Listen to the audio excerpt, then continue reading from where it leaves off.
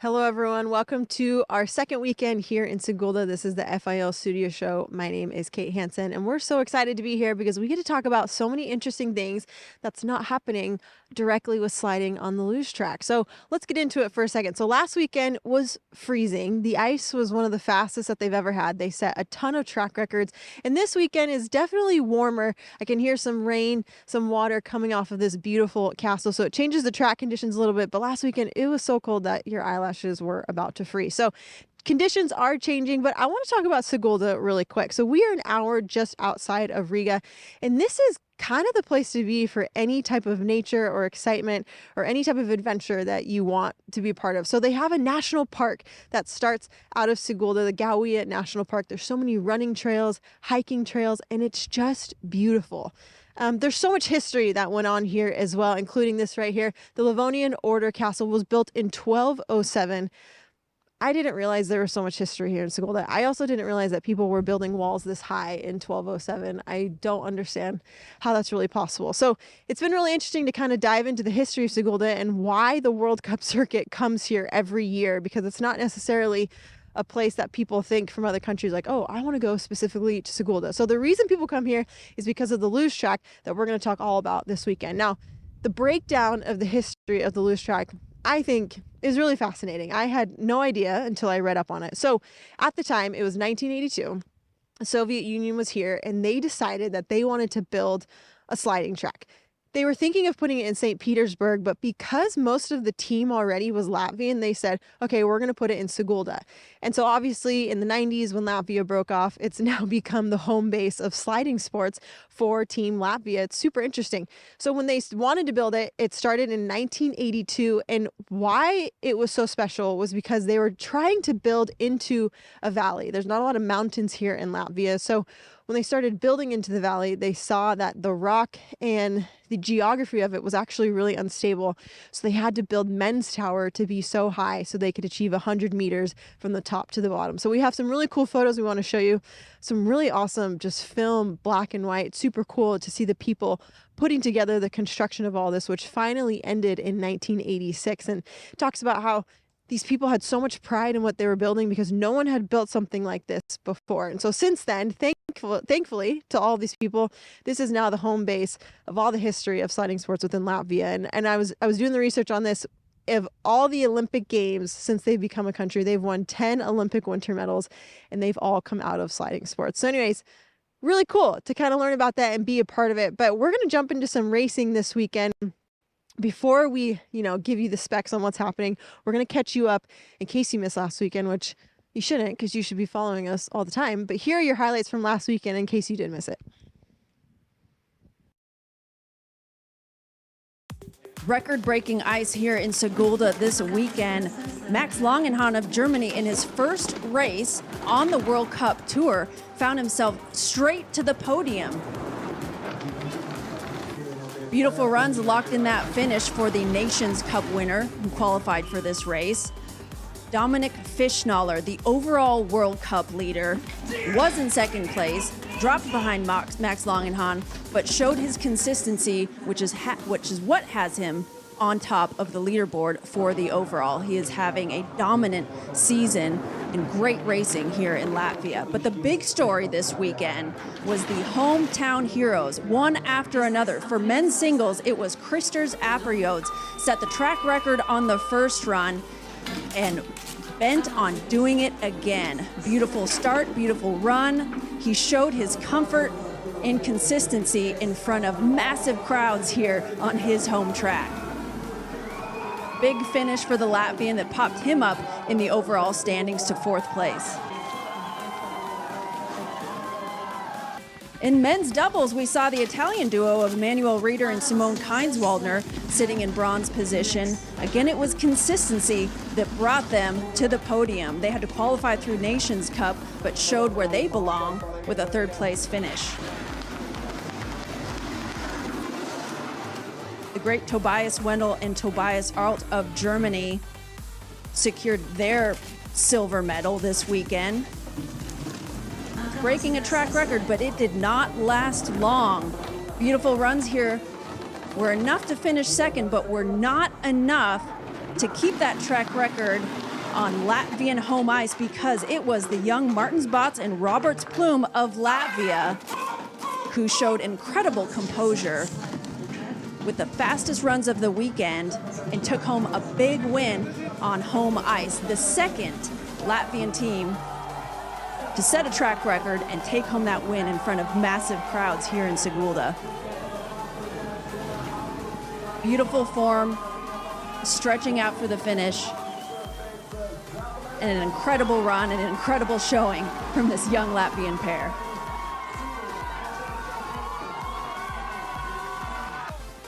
In women's singles, it was Julia Talbot who had her work cut out for her. She came back from a 5th place on the first run to take 3rd place after setting the pace on the 2nd run. Big comeback, but it was Latvia's Elina Vitola that had the track record in the time to beat. Again, showing massive composure on home ice.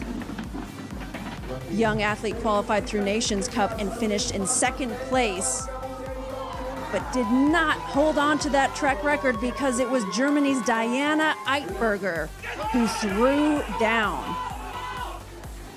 A beautiful run for the talented German athlete and new mom who plans on turning to doubles next year. But in the meantime, she set the track record and took home the win here in Sigulda, the only non-Latvian to win this weekend.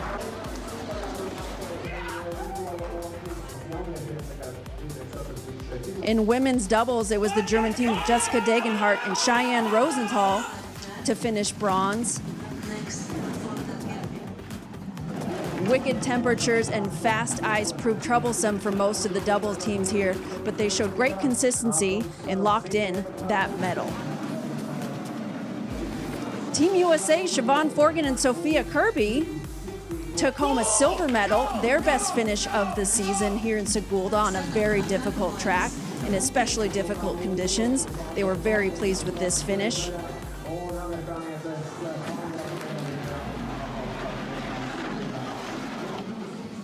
But it was again Latvia. Anda Upita and Sania Ozalina who took home the win and the track record for the 3rd of 4 track record and hometown wins of Latvia. Fastest speeds and the fastest down times proved enough for them to finish on top of the podium.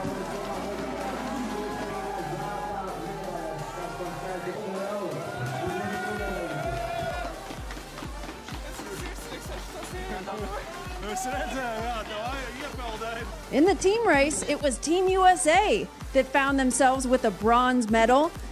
Emily Sweeney kicked things off with her comeback run from a tough women's singles race. Tucker West held the lead, and then it was the doubles team of Sean Hollander and Zach Gregorio that held their spot and earned them their first team podium of the season.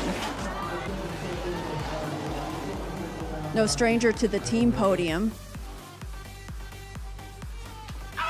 It was Elina Vitola, who had just set the track record and finished 2nd in her own race, that set the pace for Krister Zapriots, her teammate, also the new track record holder and winner of his race. And then for the doubles, Roberts Plume and Martinsbots finished through and down to lock in the track record and the win. But the last team to go, Germany, chasing down the win. Diana Eitberger set the pace for Team Germany as Felix Locke awaited the gates to open, but it wasn't enough for Tobias Wendell and Tobias Arlt. Needed to find more time at the bottom of the track, and they did not. And again, the win and the 4th track record and 4th win for Latvia this weekend.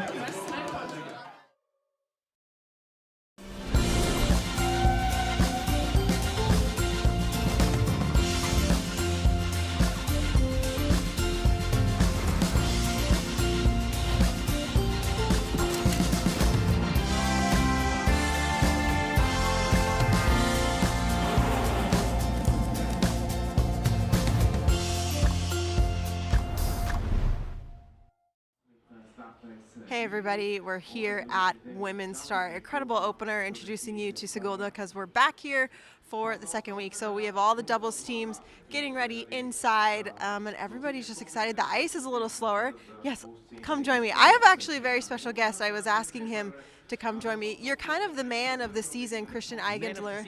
Yes, you are the man of the season. Christian Eigenthaler, head coach from Austria.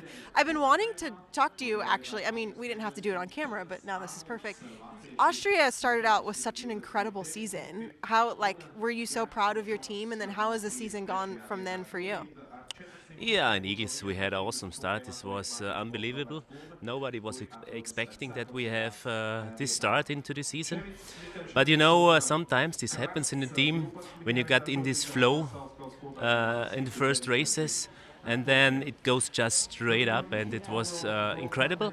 Yeah, the second and third race in Whistler and Park City, they were also good. Okay, absolute okay. The team was performing good.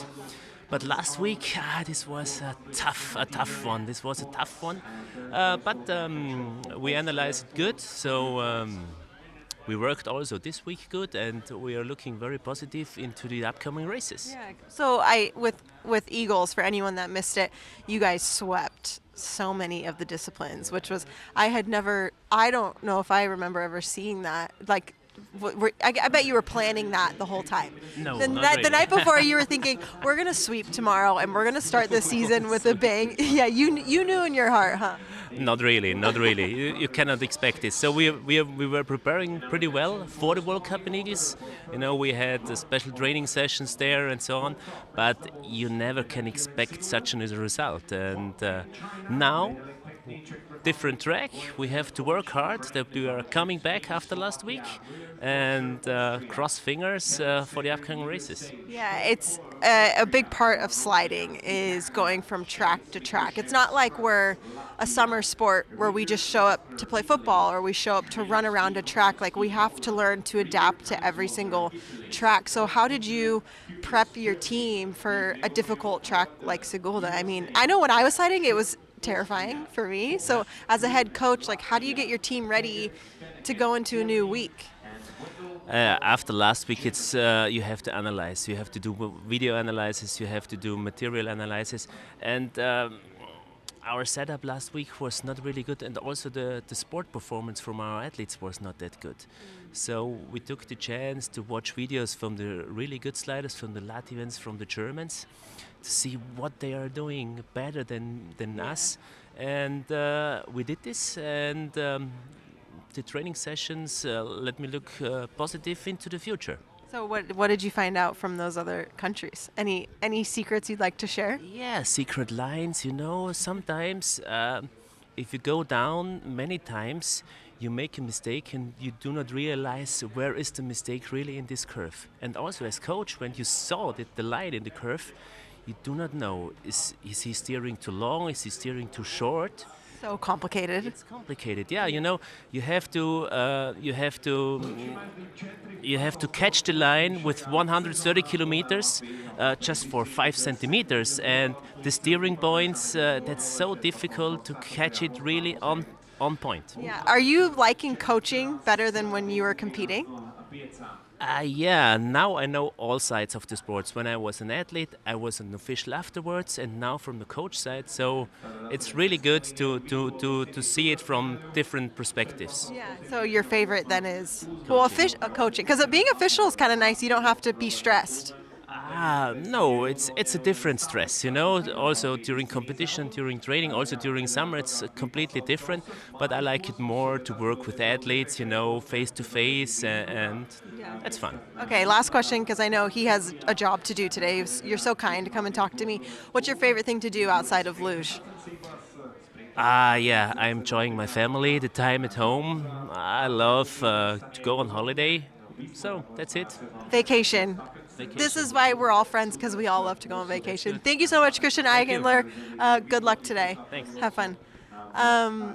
Super cool. I've been actually wanting to talk to him for a little bit. The Austrians, like he mentioned, came out so strong at the beginning of the year, but have really struggled here in Sigulda, especially last week.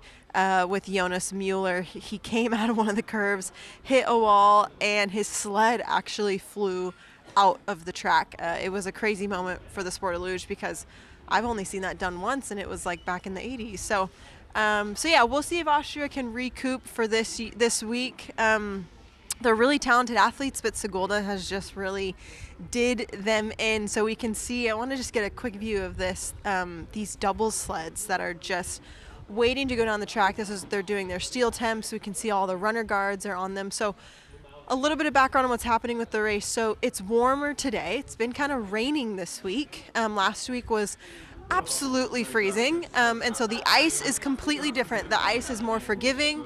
There's a little bit of frost on the ice. And so it just completely changes how these athletes have been approaching the track this week. So I'll have our commentators talk a little bit more about it, because I believe Emily Sweeney is in the booth with Bree, but they will talk a lot more about the ice conditions and how it's changed. So my commentators in the booth, how are you guys doing? What are you feeling about the race today? Hey, Kate LeBreton, good morning. I am here with two-time Olympian Emily Sweeney. And Emily, Kate was just talking about the weather and how it's changed since last week. Big difference. Hugely. So it has been raining all week. So at least in this case, do you feel like the athletes have had enough practice on this specific weather pattern to be tuned in and set up today? Yeah, I do. I think we're fortunate. I mean, yes, we're in the same place as we were last week, but it's going to be a completely different race this weekend. I mean, the last week it was cold, it was hard ice. This week it's about the sled setups. It's about how we can kind of tune into this type of softer ice, and it's very different. But like you said, we have had it all week, so you've had a little bit of time to adjust. So I understand, most competitors love hard ice. It's a great equalizer. I do. Yeah. So do you find, are there any athletes or countries that actually favor soft, warm ice? Like, have you noticed any athletes or countries that tend to fly when it's warm? Like in skeleton, we used to call it Big Girl Day. Mm-hmm. So that makes sense. Yeah, so fly on the frost. Right. Theoretically, weight comes more into play on softer ice. So maybe no one's coming to mind specifically, but for me, I strongly dislike it. I'm not so stoked for this weekend, but we have to suck it up, and here we are. So I'm excited to see who can kind of figure out the nuances that come into play with softer ice that we're going to have this weekend. Yeah, I'm very curious to see how Austria does. They had a tough week last week. They did.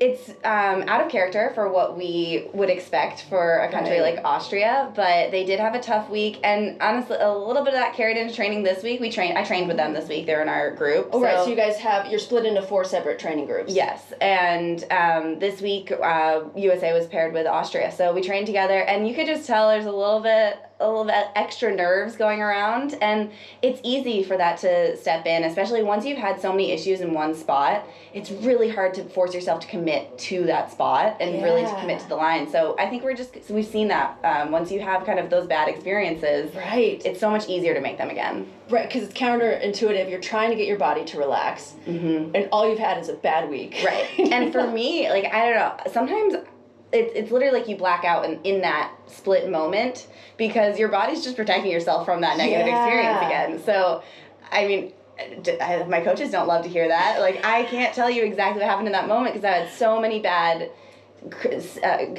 transitions there that I just want it's there's nothing to give you. Yeah, so Emily's referring to a tough second run. She was doing very well on the race last week, and oh yeah, and just had and speaking of, we're going to see that a lot here, and potentially not. I watched training yesterday, and it was pretty boring. With the ice. That's so good for us. Yes. Yeah. So the big exit to watch was 14 last week. That's where a lot of people had trouble. So have you seen the same issues this week on this ice? There has. I think the bigger spot for today is going to be 12-13. 12-13 has been catching a lot of people. We looked at the pictures from this week that the FIL takes, and there were some really spectacular ones coming of people with different body positions coming through 13 on their side. Right. We can see that on the TV camera angles. And so, for those in the audience, this track, one of the things that makes it so difficult is they're very short transitions. And so if you walk the track, we're talking a transition that's like a U connected to a U, and it just goes boom, boom. Yes. It's very little room for error. It's shocking. Right, and that means there's no time really in that transition to make a correction. So you have to do the work in the curves, and then you have to trust that work. So a lot of people are having trouble finding that that sweet spot. Right, that trust. Except Latvia. Except On their Latvia. home track. Oh my goodness. It's so much fun to see that and to cheer them on. Yeah. So I'm really excited for them. I know that they're stoked. But they're along with that praise comes a little bit of extra pressure coming into a back-to-back home World Cup with the addition of European Championships. So they have the targets on their back, and I think it's going to make it exciting. It is. I was really impressed with Bots Plume, with their composure, and they've obviously already had many years of great results as young as they are, and it was incredible to watch them on home ice, and it seemed like you could see why they do well on the podium. They just looked like they belonged there. They loved it. They were soaking it up. They were just like sponges. Yes, 100%. I got that same vibe. Yeah. And so, now, but like you said, now they've got the track record and the win under their belt, and just one of the toughest spots to be in is like holding onto greatness. Right. With the addition of the different track, the conditions, I think the Germans are going to be knocking on that door really hard. I mean, the Tobies were the way that they found speed last week within the track was incredible. And I think if you're going to have the scale, a little bit of the softer ice tips it in their favor a bit, in my opinion. Right, because if you haven't seen Latvia do especially well on warm ice, you would like to think, I don't know, I'm thinking of what it was like on home ice. Like if you're in Lake Placid, do you try and find the fastest equipment for frosty ice? Usually, no, you're just like, oh, it's a frosty day. Right. Darn. Which is such a missed opportunity looking back at it, but I completely understand that. Yes, it's easy to write it off, and just with the past few years, we've had more warm weather races, so we've had to pay attention to it more and say, no, like don't scrap this one off. We really need to pay attention. And that's why, do you guys do your national championships at the end of the season when the ice is colder, or we will this year? We haven't had nationals for a few years. COVID really threw a wrench in things. But we are planning on having them in Park City at the end of the season. Oh, excellent. And it's one of those things, though, because what was always frustrating for me as an athlete is you have your national championships or your team trials on preseason warm ice. Oh, completely different. Which typically is not like you see all season, except that we're here. Right, and it's raining. And the poor ski hills are, my drive here this morning, they're all melting. And you see everything melting away. Yeah, Gore-Tex is the only way to go for shoes here right now. You will destroy every, I like to wear white sneakers, and I can't do it here. No. It's just everything's melting, everything's muddy. But it's going to be a lot nicer for the people standing out watching, because last weekend was so cold. I was watching the race back, and I'm like, why am I bouncing around like an idiot? It's like, because I'm so cold. It was freezing. Just trying to stay warm. I know. You had to do when I started coaching the jump lunges for hours on end, just to try and stay warm 100%. Out there. There were so many people out here, so I'm excited to see, this crowd. Like you said, it should be a little bit more pleasant for them. And in tandem with the Westminster Sigulda dog show, one of my favorite parts about being here is getting to see all the dogs out by the track. And one of the athletes has a dog. It's a golden and a corgi mix, and its name is Cooper, and it was at the start yesterday. I honestly had a hard time focusing. It was so adorable. It's so fun. I love it. I love the amount of dogs that come out to the track here. Well, we've got 1 minute to air, so I think we're going to switch channels here. You should do that as well. So switch channels to the YouTube channel for the live feed, and join Emily Sweeney and myself for the first race of this weekend's European Championships. Thanks so much. Okay, so I'm going to churn our...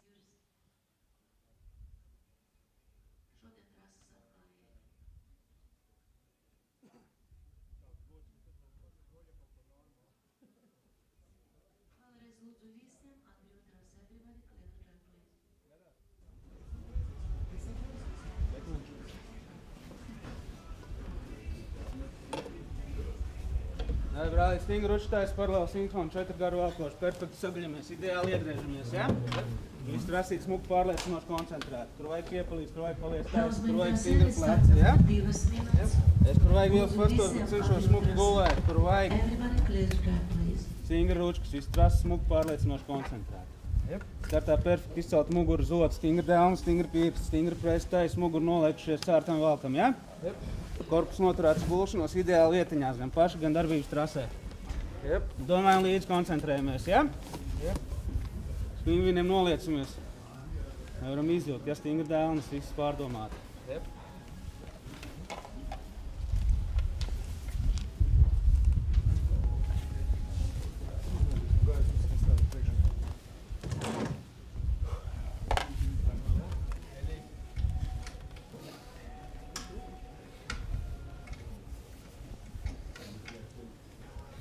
Viss vietiņās. Da uzmēm trasē līdz startam 1 minūte. Lūdzu visiem atbrīvot trasa. Forerunners getting ready. Till start 1 minute. Pirmais pingvīns garšiem.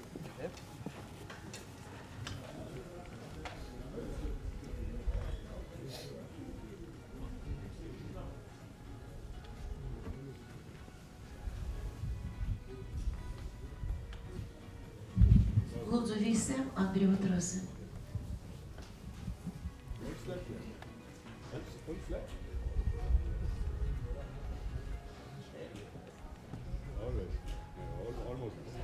Pārdomāt. Yep. Certam vēl. Jep. Brāļi gatavi?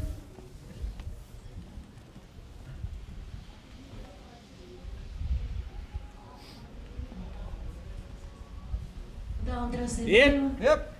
Atklāja brāļi šits var startēt. Lūdzu.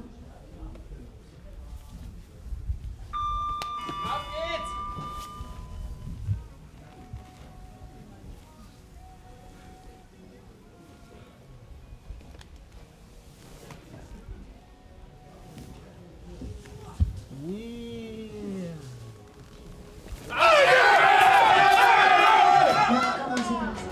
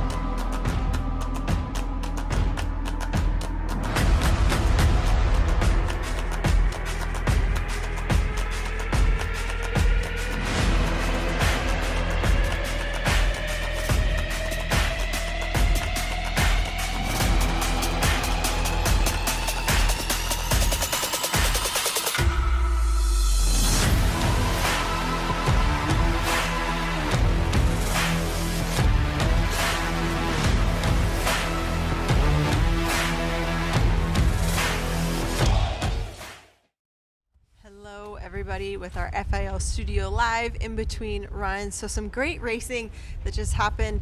Latvia did so well last weekend, and they're in the run. The men, they've been doing well. The women, they're still on the podium, I believe. I need to check what the final times were with the women's race. But I want to talk about kind of one of the biggest stories of this weekend is the weather. So just to put into context, so last week was about -10.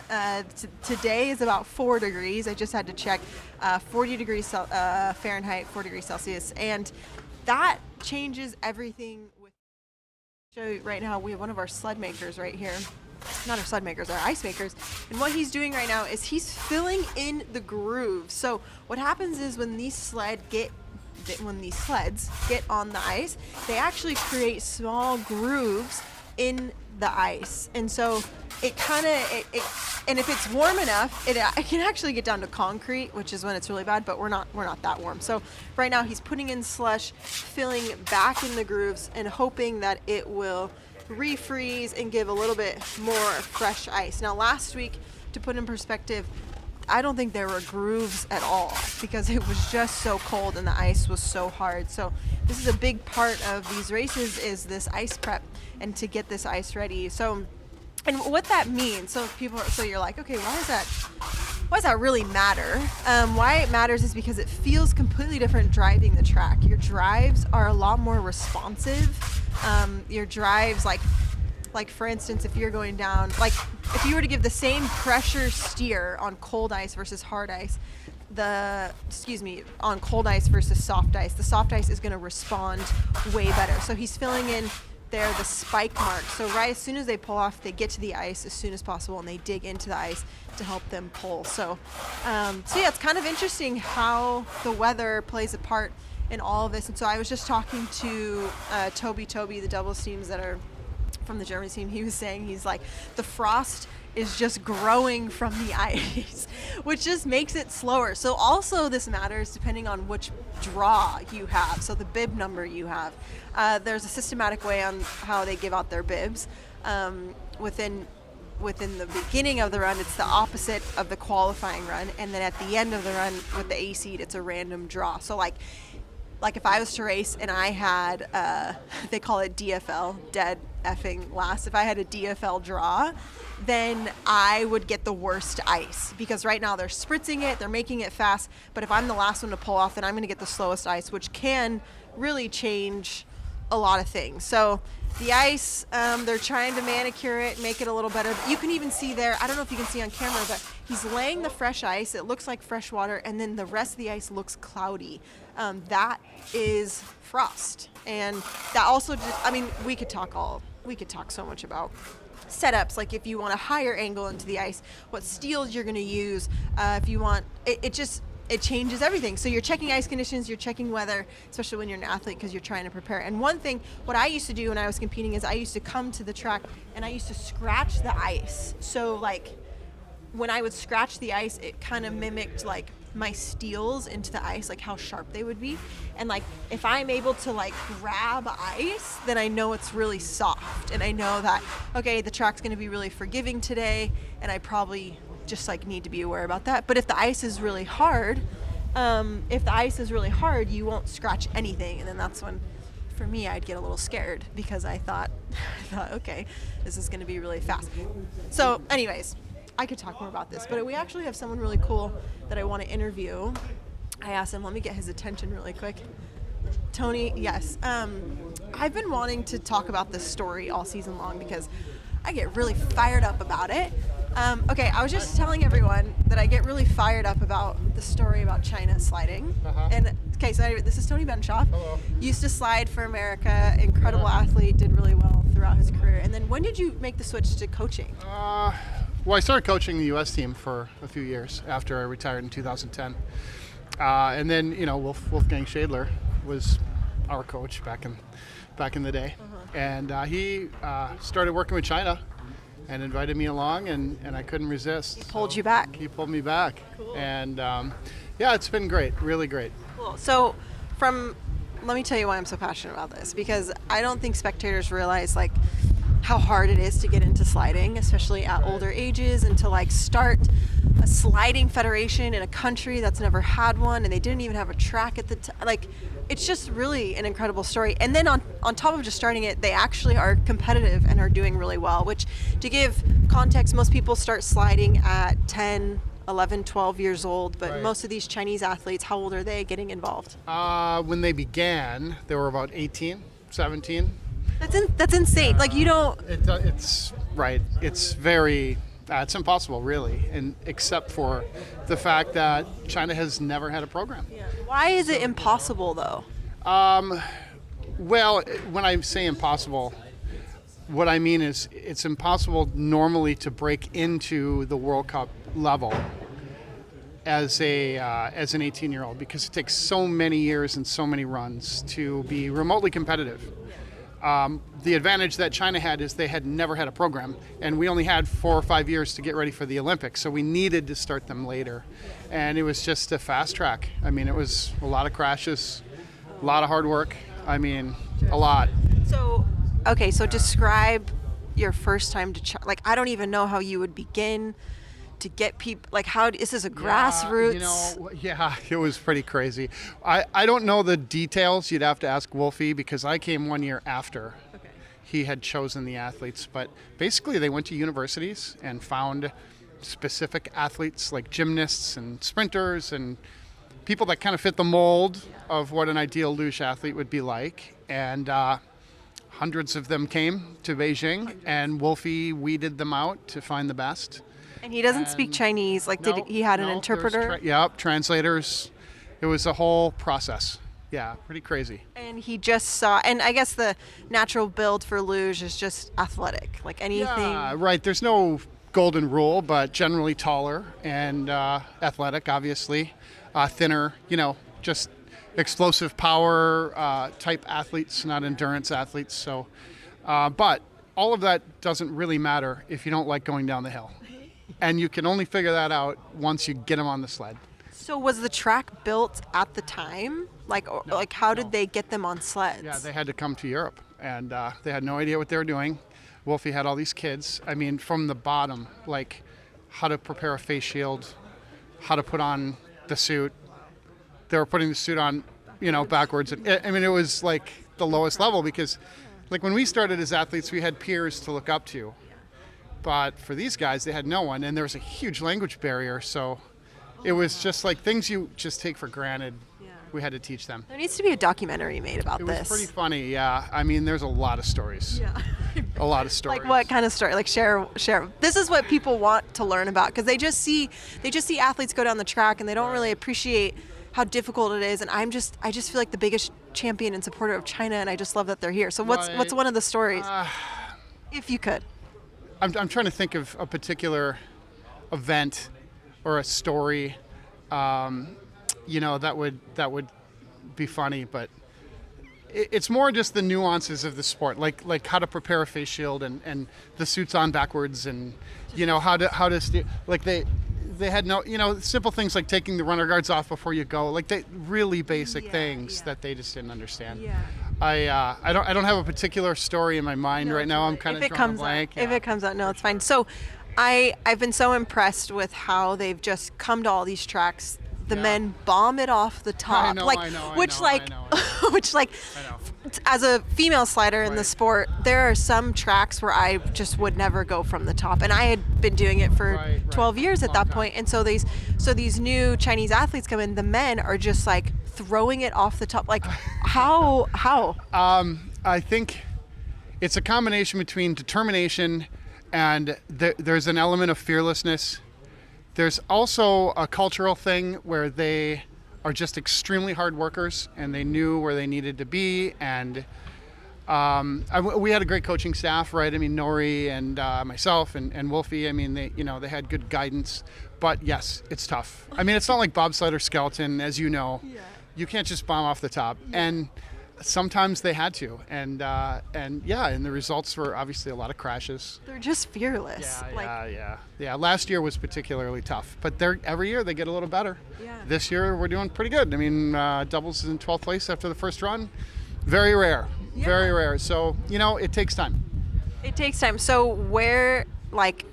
what is the future of China luge? Like, well, fortunately, we're at the place now where the new athletes that are getting involved have older Chinese peers to kind of teach them, which is like where USA was in 1985. You know, so the future really comes down to interest. You know, it's all government funded, so if the Chinese government wants to be good at luge, they can be one of the best. Yeah. Do you think, I guess this is a little more philosophical, and I'll let you go do your coaching jobs, but there's so much I'm learning from this. Do you think like luge is the type of sport that you can throw money at it and get success with it, or is there just such a big learning curve that? Well, the money comes into, you know, we have to travel to the tracks, as you know, maybe the public doesn't know that, but it's a lot of travel.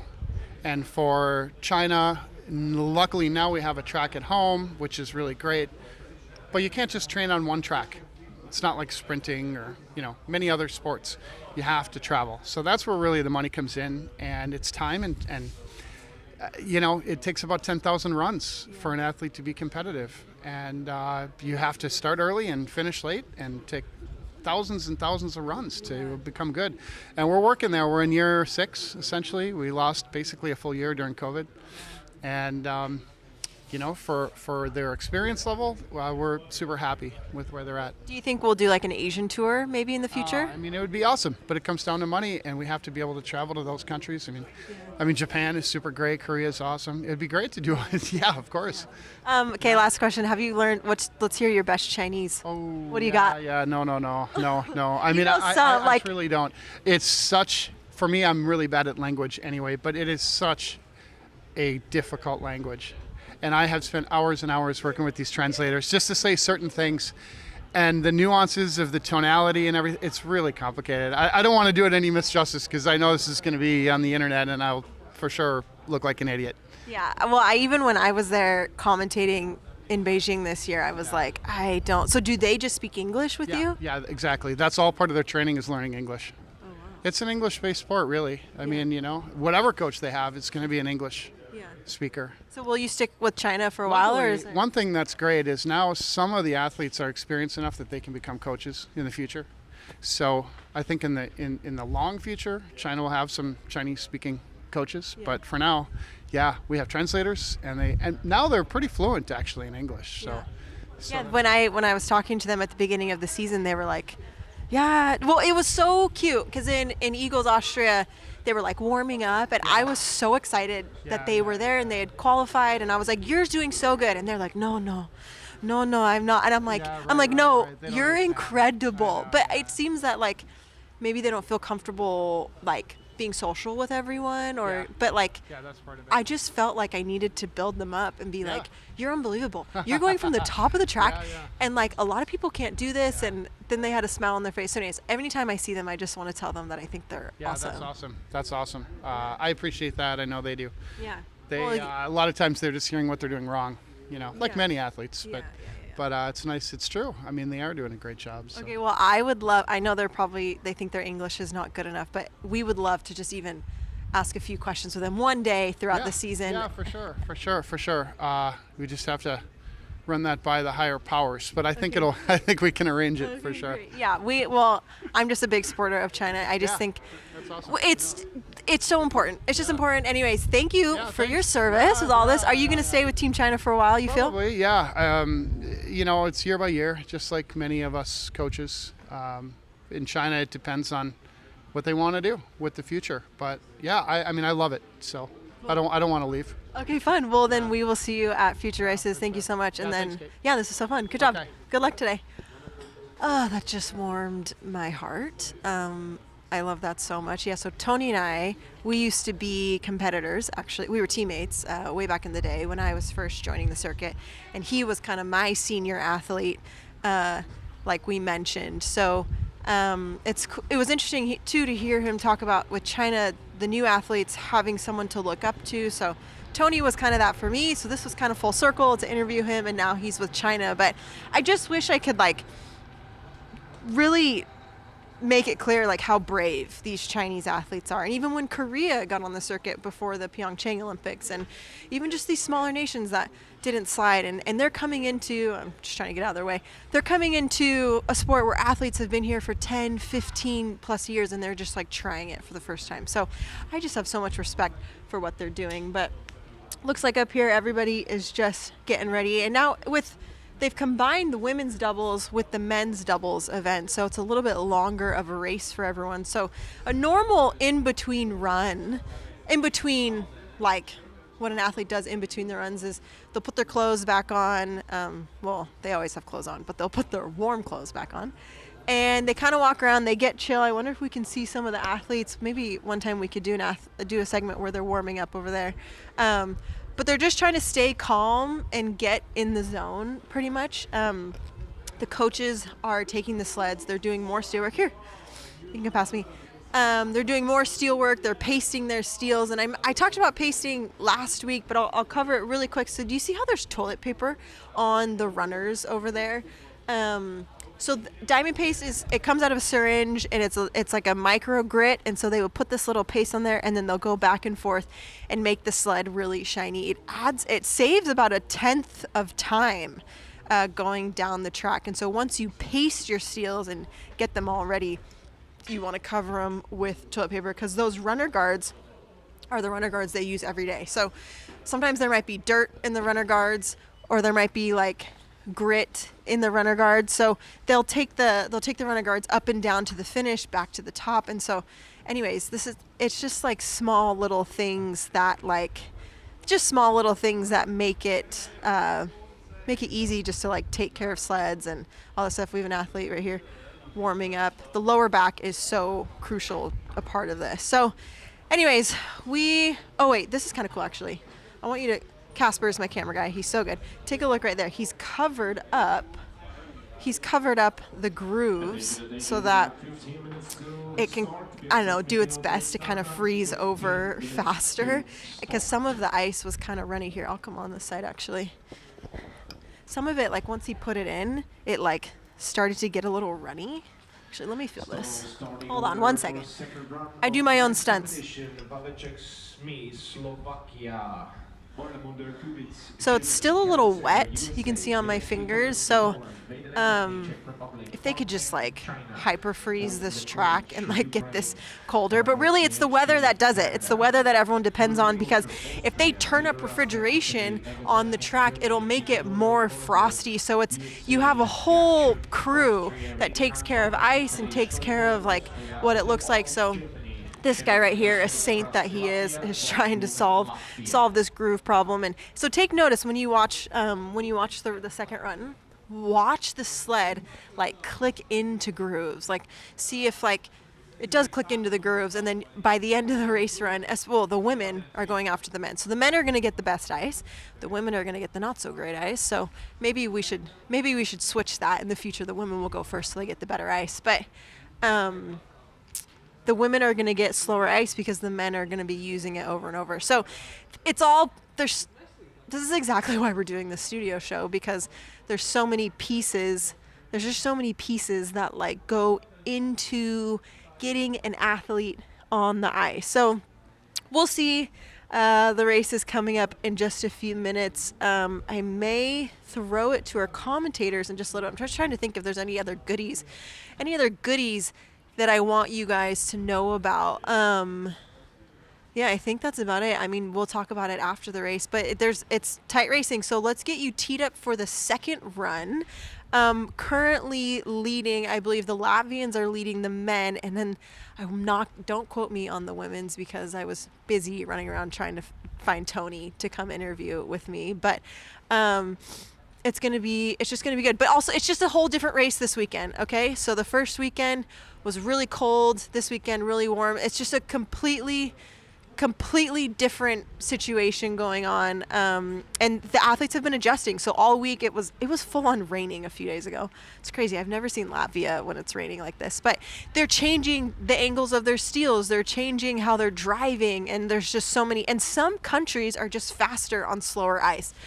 Don't get me started on that, because when I was sliding, we were not very fast on slow ice. But some countries do really well on slow ice. So like Christian Eigenthaler, he was like, oh, slow ice, like this is good. But some countries are like, slow ice, our sleds just aren't matched for, some sleds are just not matched for slow ice like this. So anyways, I just feel like I'm talking, I don't even know if this is interesting to any of you guys, but it's interesting to me. It's interesting to me because I had to live this life, and you try and be as fast as you can, but there's just so many pieces that go into it. So anyways, we're getting ready for our second run. The men are in there, the sleds are done. I'm seeing more tissue paper on there. So anyways, to my commentators, Bree and Emily, you did such a great job on the first run, and I believe you're in there ready to go. Give me the specs on the second run. How are you guys feeling? I am still with two-time Olympian Emily Sweeney. So, Kate, you made a great point. What if the women went first? Ice conditions vary wildly when the weather is like this, when there's so much moisture in the air. So, Emily, with the men going, they have 20 sleds, so that's 45 minutes. The women go after, the spritz has happened an hour ago. So what does that do for the ice conditions for women's doubles? Not great things. So, yeah, I mean, it's just showing it is a new discipline. They're figuring out how to work it in, but to have a full World Cup field and to not have a track prep and to be sandwiched in between an already existing race it's tough. And I think there's a lot of decisions to be made in the rollout of a new discipline, and in some of it we're seeing a lot of integrity and kind of treating everyone as equals, and in some of it we're seeing some misses. So my hope is that in the future we'll just get to more of a real equal. Yeah, it's kind of the sticky fingers of progress, the sticky hand of progress. It's like you're getting there and it's better than it was, but like you're always pushing towards that equality, and then you've got, the groups that want to keep things safe, and it's that, that ever present battle of women saying we can do this. We still have different start levels in luge with singles men and men. And it's funny, I was asked on her turf, it's a women's sport. And so they asked me in an interview, they said, so did you feel a sense of responsibility to kind of adding to the equality, and is that why you chose to compete in women's doubles? And I said, well, no, to be honest, at first I saw it as opportunity. I came for the opportunity, and now that I'm there, now I feel the responsibility to it, because it really is, like you said, you mentioned start heights, and there's even talk now, I mean, things have been set, and now they're talking about, we're going to lower things, and we're going to kind of separate us again. And it's, I understand, I mean, I touched on it in the women's race, that everyone has a huge element of learning, whether it's the discipline or it's the start height. Everyone is learning, and that happens in every field. It's just that we don't have anyone with experience to balance it out. Right. See, in women's singles, I mean, I've been sliding from the start height for a long time. I'm old now, and so me sliding next to someone on their first year from that height, it looks like, clearly it's possible because I can do it, but I've been doing it for years. So we don't have that kind of the experience to show what the possibilities are. So we're all fresh, and I think that's being held against us a little bit. And it's not unique to luge. I mean, we saw it in bobsled. We've seen it in any time you're introducing kind of women to the table. It feels like there's a magnifying glass for all of the mistakes. Right, and we're broadcasting the learning curve. Yes. Right, so we're seeing it in real time, whereas we're not seeing the junior teams all over the world or the baby teams, the youth teams learning. So like part of that progress is getting it on World Cup, especially because it's an Olympic sport, but then it just seems harder for people to witness the learning curve. Like a women's monobob, which was added into the last Olympics, so now women have 2 medal opportunities, but only the driver has 2 medal opportunities, and the sled drives so different than a 2-man. You're lighter, so it is really skiddy. So it's like take all the weight off of you and out of your sled, and now it's like, it's not safe, you can't drive. It's like, no, it's just different, and we're learning, and this is a part of the process, and that happens like for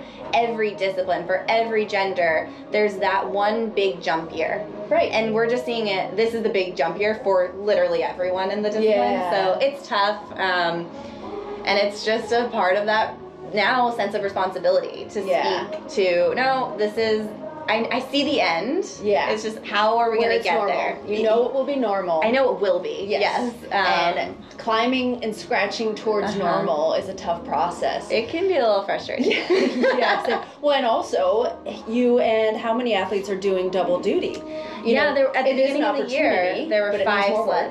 sleds. 5 sleds doing both, and that's honestly, it was kind of like a bonding experience, I think, for us, because that's 10 people. Like, hey, what time did you get here? Yeah, What, 6 a.m.? 6 hours ago. Yeah. And do you need a snack? Because Yeah. I brought a few because it's a lot.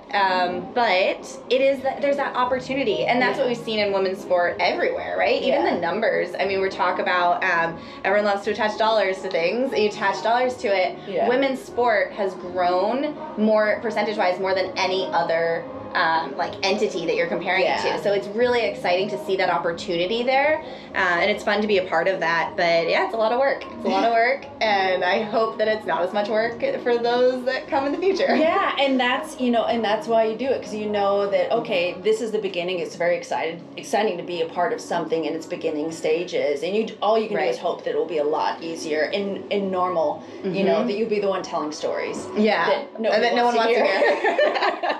But that's okay. That's okay. I think You guys that's have the it beauty, easy. right? Like that's the beauty of sport and of evolution and everything. Yeah. And I never thought that I would be a part of it because Luge, we've had equality in pay. I mean, that's a big talk and conversation in sport. Luge has had that. Right. Ever since I've been a part of it. Yeah. So I was like, I see that that's an issue in other sports, but it's not an issue in ours. And then now I'm a part of it in a different way than I really didn't expect to be. Right, and that's where your role on the athlete commission for FIL comes in. I'm not, Summer is, so my teammate is. No, I like to not have all those calls, and I get wrapped up in it because it is. So when you know the inner workings of anything, you can't go back. You can't Once go back. See it, you can't see it. So as a current athlete, sometimes I like the ability to just do my own thing and shut off. Yeah. But that's why I'm so grateful for those who enjoy doing both and who do, because it's not always enjoyable. It's work. We have great athlete representatives. They do a lot of work for us. And it's a volunteer. And it can be lots of hours in addition to your training, or even if you're retired and you're an athlete representative, it's in addition to your job. Absolutely, especially when for us you're starting that career a little bit later, and you're trying to establish yourself. So to throw that role on yourself, I mean, it's so important. But we're very lucky, a lot of the athletes. And Luge, I think I've always been really grateful to the example of those athletes who have come before me. I think we stick around a little longer. We start so young, and so everyone feels that sense of responsibility. That's true. To make it better. Yeah, I mean, when I often talk about the Luge family, I've always been jealous of it. We take people in though. I know. I've been an honorary Luge member a few times. Yes. At the Olympic reunions of the USOPC. So it's, a very, very welcoming family, and I'm so excited to be here hosting with you. So we've got a very exciting second heat coming up. So to bring it back, we've got men's doubles first off, and they will get the fresh spritz that the track was worked on between heats here. But what's interesting is it will go, again, in reverse order, so it will be the slowest to fastest, but our top sleds will all be back-to-back, so there won't be a question about track conditions there for our top sleds. Yeah, it was kind of a little bonus to some sleds in the first run. All the bonuses are gone. There's no gimmies. Now it's a fresh race for the second run, and I think there's so many tight pockets of sleds here. It's going to be really exciting to see who comes out on top. There were a lot of mistakes. For this being 2 weeks in a row of staying in the same spot, there were a lot more mistakes than I would have expected. Yeah. So there's a highly controlled a lot of room. Yeah. Well, that's our 1 minute warning for airtime. So be sure to switch channels. Thanks so much for joining us, and a big thanks to Kate for all your work you're doing up there with the studio show. We are going to switch over to the live second heat of doubles here in the FIL European Championships. Stay tuned and switch. See you there.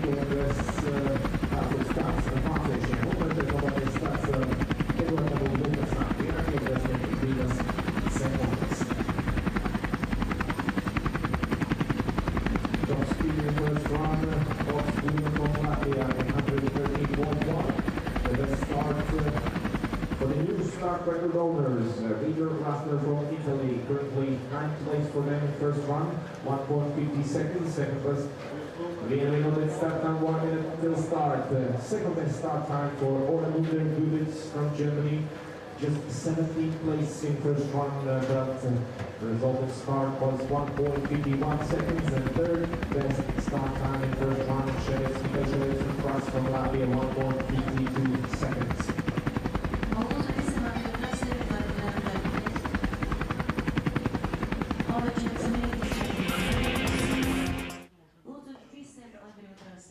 Everybody clear the track, please.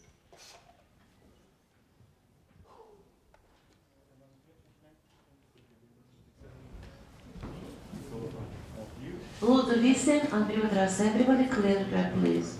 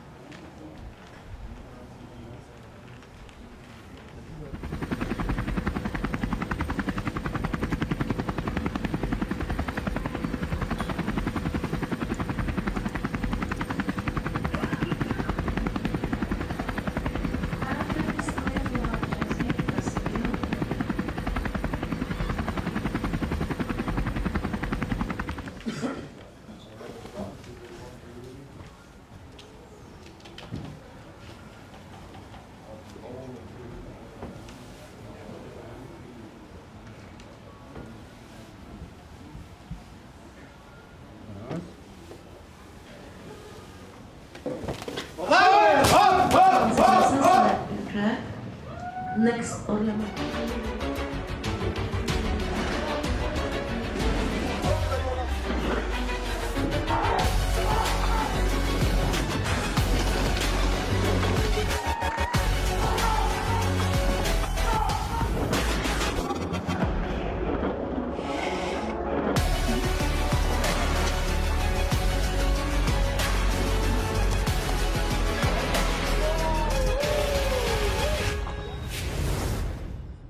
To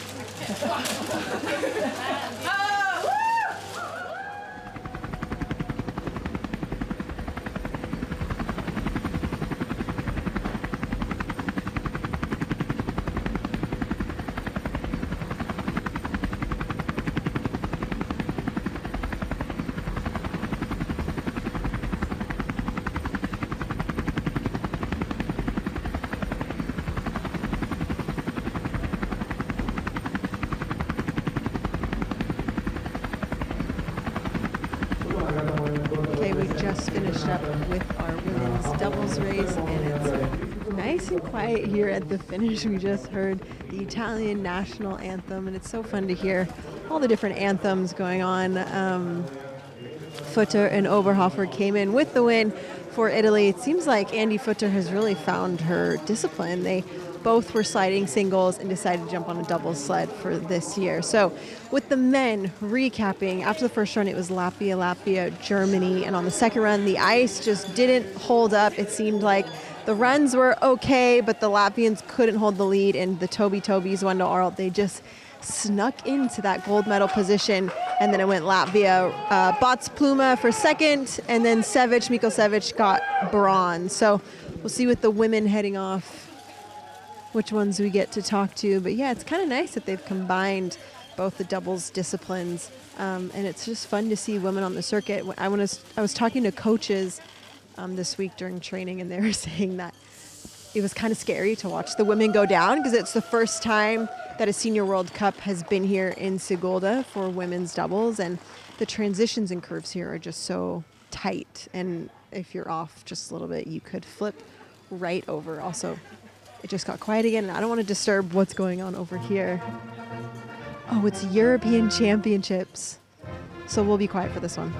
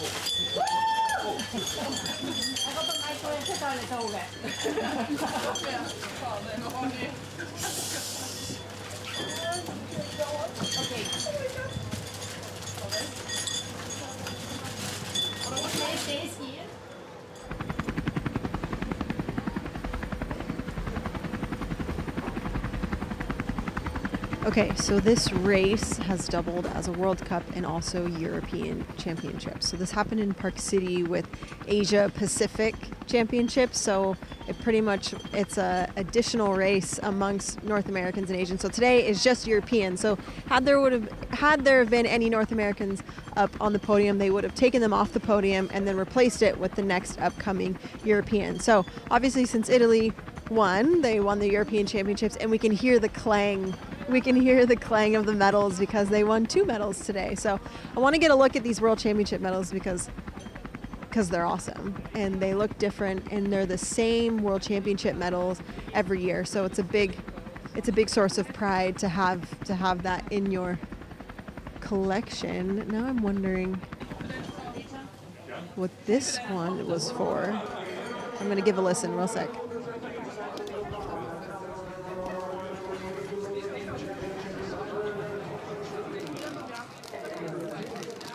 I'm not.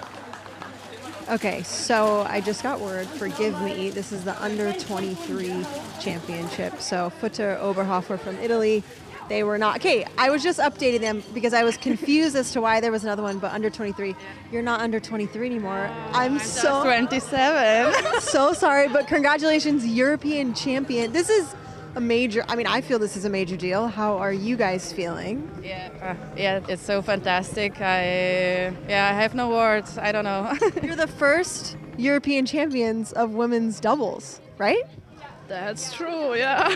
You're in the history books now. Oh, nice. Wow, that's so nice. How were your runs? I know last week you struggled, but this week obviously was much better.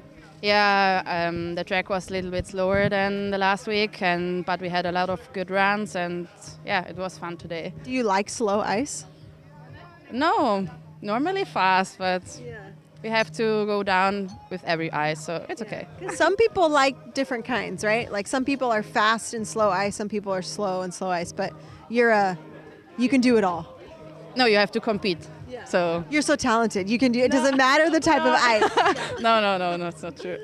So you just did 2 weeks in Sigulda. Are you excited for Oberhof, or do you get some time home before we go? No, we go directly to Oberhof, and yes. Is this difficult? I want to hear from Marianne. I like Oberhof, but I think that we have to slide from the lower start, so I don't know. So is that decided yet for women's doubles or not yet? I think it was decided, but every girl wants to go from up. Wants to go from the top. Yeah. Well, maybe I can put in a good word. Who do we need to talk to make this happen? I don't know. Okay, well, obviously you guys are just as fast, just as good as the men, and you're so talented. It doesn't matter the ice. You'll do so well. But congratulations. Is there anything you'd like to say to people watching in Italy? Thank you for everyone have crossing our fingers. Say in German, because it's more fun. Danke für die Unterstützung und mega. The first European champions ever for women's doubles. I'm very excited. You're in the history books. Congratulations. Are you going to give these to a special someone? You. Stop it! Are you serious? I was going to be like, who's your boyfriend? Who do you like on tour? Okay, I will gladly. They're for the fans. I'll accept for all the fans. Yeah. I mean, wait, also, I was just talking about the World Championship medal. Look at this bad boy. My gloves are not working for me. So it's the same, here, let's flip it around. It's the same medal, so for European Championships or World Championships, it's the cool design with the see-through, and so anyways, congratulations. Thank you. An iconic medal. Are you racing tomorrow? We'll see you tomorrow. Okay, you've got some work to do. I'll let you go. Congratulations, everybody. Give him a follow on Instagram and give him some love. Good job. Oh my gosh, you were serious. Guys, stop it. Thank you so much. This is so special. Okay. Also, this is a massive bouquet. Can you get a look at this for all you floral designers out there? The Latvians make incredible, and it's real. Okay, it's not fake. If for anyone that was wondering, it's fake. So thank you so much. I haven't received one of these in a long time. Okay. We're going to go get ready for the second run, but really quick, I want to send you, we had an opportunity to talk to the FIL president, Einars Fogelis. He's been hard to rope down because he's so busy. This is his hometown. He's had a lot to do this week, but we were able to get him for an interview and just kind of ask him how the new job has been. He was just elected in 2019. So here's a look at when we talked with Einars. We're here at the FIL Studio Live, and we have a very special guest. We're honored that you're here. Einars Fogelis, president of the FIL. It's been hard to track you down. You're so busy. How's the job been being the new president? He was just elected in 2019, so you've had a lot on your plate. Yeah, thank you. Thank you. It's a great pleasure for me, and especially in my hometown, in Sigulda. Yes, first of all, we have an excellent team. It's a very good team, and yes, of course, it's not only for me. It's busy times. Winter time is busy for all of us, for our teams, for our national federations, and for our FIL team. Totally. Well, we're happy to be here, and it's so fun to have this new FIL studio show. Was this any part of your idea, having us here? How are you feeling about all the behind-the-scenes stuff that we've been doing? It's a joint idea because we need to bring our sport to the peoples. We need to connect the Luge with the peoples around the world, and FIL Studio is really the new project, and I'm so happy. Yeah, it's been a lot of fun just kind of getting behind-the-scenes things of sliding, and to make it interesting because sliding is so hard to do, so it's fun to be able to give life to a lot of things that... Why what?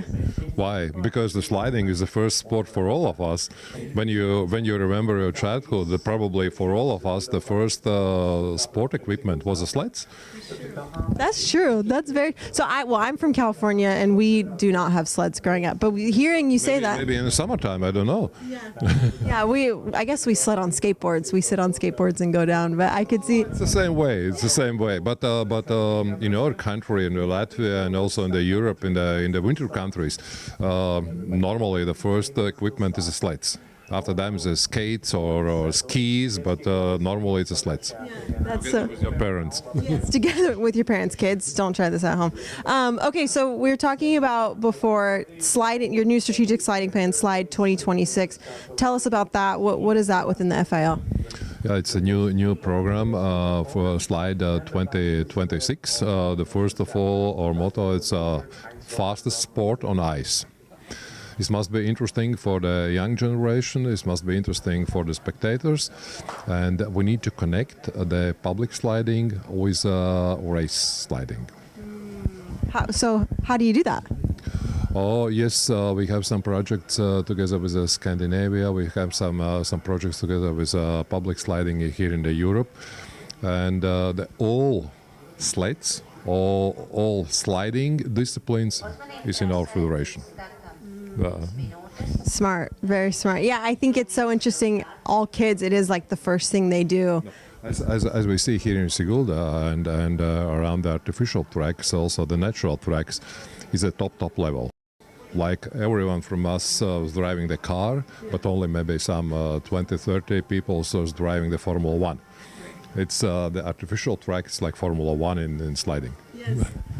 That was good. That was really good. That was a good... I get that. So with you, I mean, you're from here in Sigulda, but you said you slid for one summer. How did you not just flock to this sport? So I was here together with a track construction, with a beautiful building here. It's some years ago. I was a little bit younger.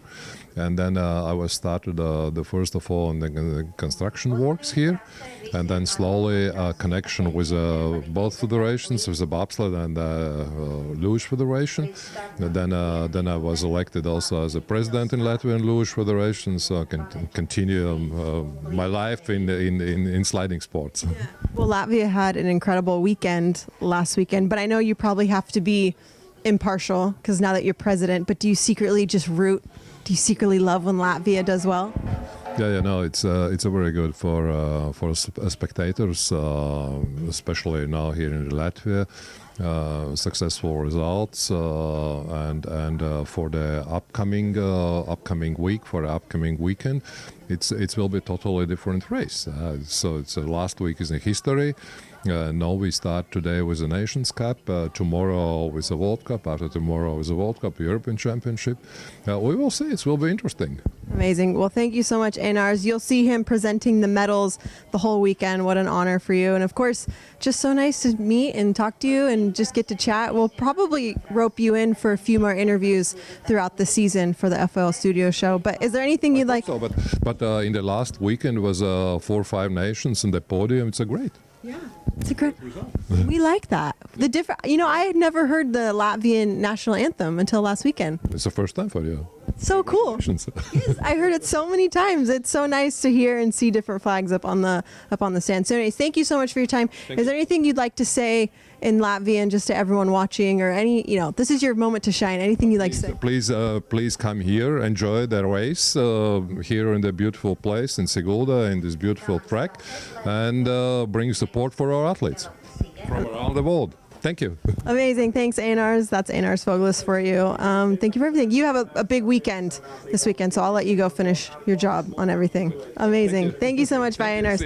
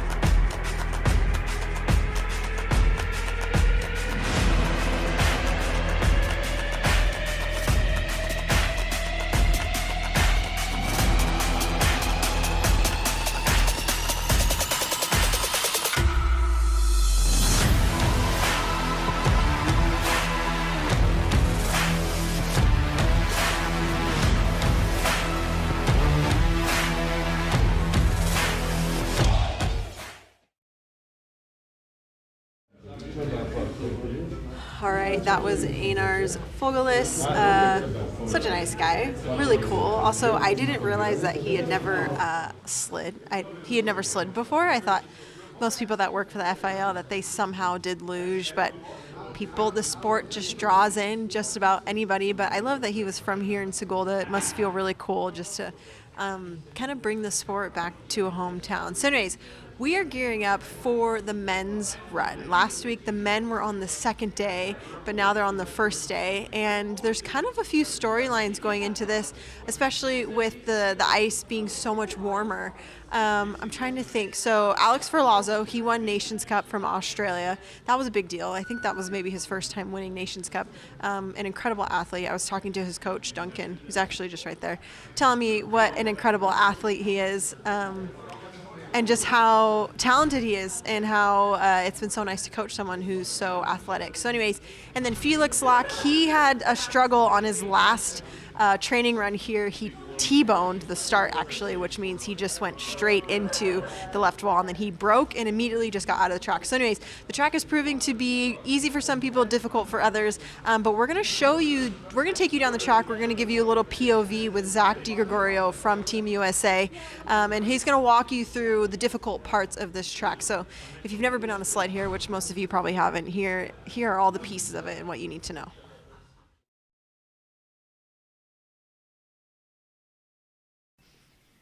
Here we are at the start of the 7-story high men's luge start here in Sigulda, Latvia. We'll see the men pull off and do 5 to 6 paddles before settling for curve 1. As we go into this long curve 1, the athletes just need to really relax before this tricky section we're coming up to. This is curve 2 into curve 3, where it's so easy for the sled to break out with the low speed. Not too much pressure that's holding you onto the curves, but you need to really turn the sled. With this section here, we're going to go into curve 4, where the doubles sleds and the women's sleds will start their race. This is a tricky part for the men, but even trickier for the women in doubles, as they have to turn the sled to make it almost the same direction as the men are coming from here.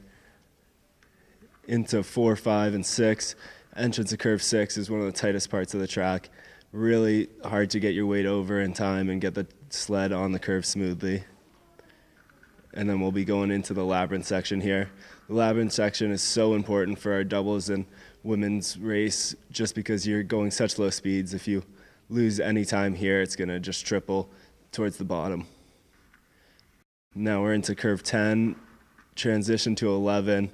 This is where the track starts really dropping, so nailing this section here really sets it up for the bottom. Coming through curve 11 into curve 12. Curve 12, you're getting inverted through just to get that really early entrance to 13. This part's crucial to get that flat line through 13 and really make it so that exit works. Here through 13, 14, this is before the flowy part of the bottom track. You need to really nail this, because it's so easy to come out too early of 14 and just pick up back on the end, and it can flip you out real quick. Here's that exit we were talking about into curve 15. Curve 15 is where you're going the fastest throughout the whole track. You're pulling as many G's as you do on a luge sled, and it's a really tricky part because you can lose your head through so many G's, which means your head's dragging on the ice and you can't see anything in front of you. Coming out of curve 15 there into Kreisel. Kreisel's the finish curve, which is a 270-degree turn that sends you out to the finish line. You need to really nail this exit if you want to get first on that finish eye.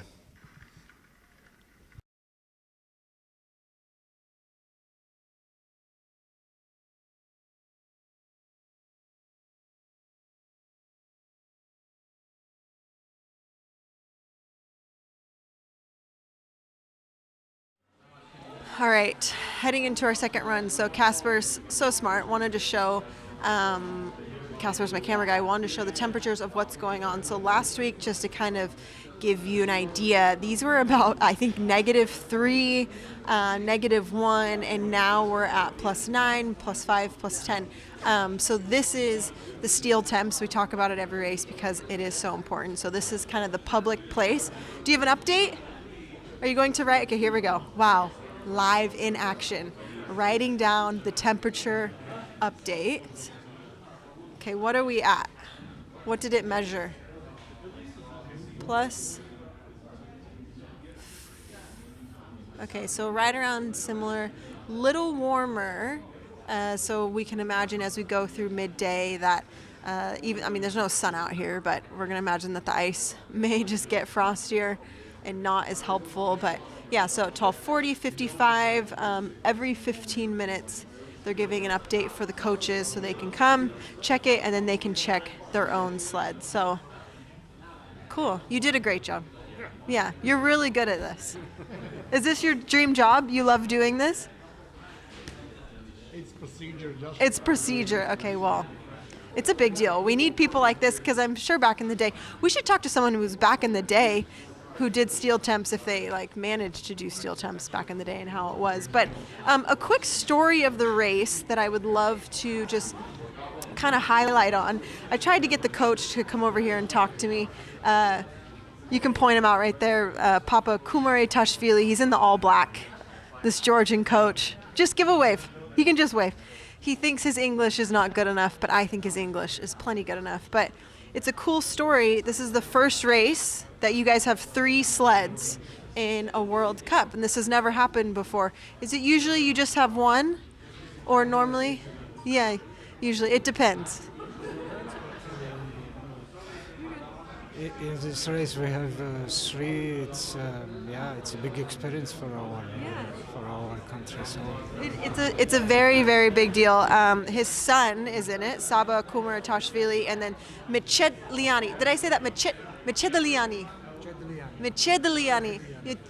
Yeah, we don't. Wait, you say it. Mechedliani. Yeah, we don't have that sound. Mechedliani. I tried. He was giving me verbal instructions back in Austria so I could pronounce their name correctly. But anyways, they're the first 2 sleds that are starting off, Lasha and Luka Mechedliani. Just to make him laugh. I just want him to feel comfortable.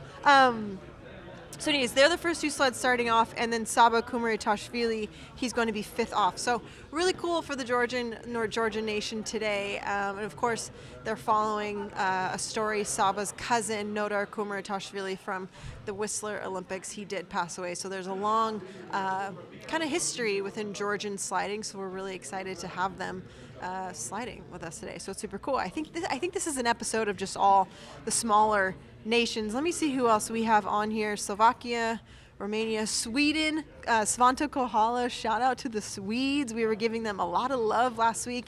He did really well in Nations Cup, and then he'll be going off 11th today. So it's going to be really great racing. But again, everybody's just kind of waiting on the edge of their seat for these ice conditions. The ice conditions just kind of, I don't know. It's like such a frustrating.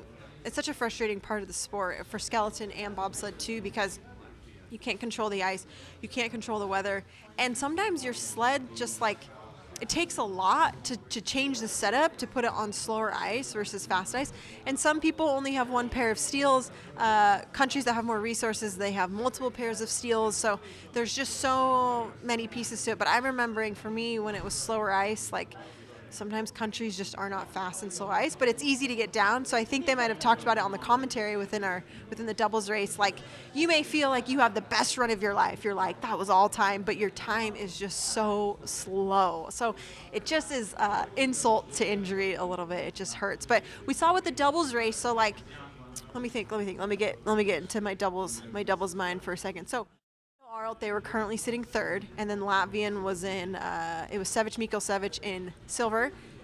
Bots Pluma, Robot, they were in 1st. So what happened was the Germans came down, put up a great time, and then the last 2 Latvian sleds just couldn't beat the time, and they fell back. So that could either be because the run just wasn't as great as it was the first run, or the ice just slows down and they aren't able to navigate it. So one thing I want all of you viewers to watch for, when the ice gets slower, you can see tracks like in the ice. Like you can see like almost like ski tracks from these sleds, and that's when you know it's getting really frosty.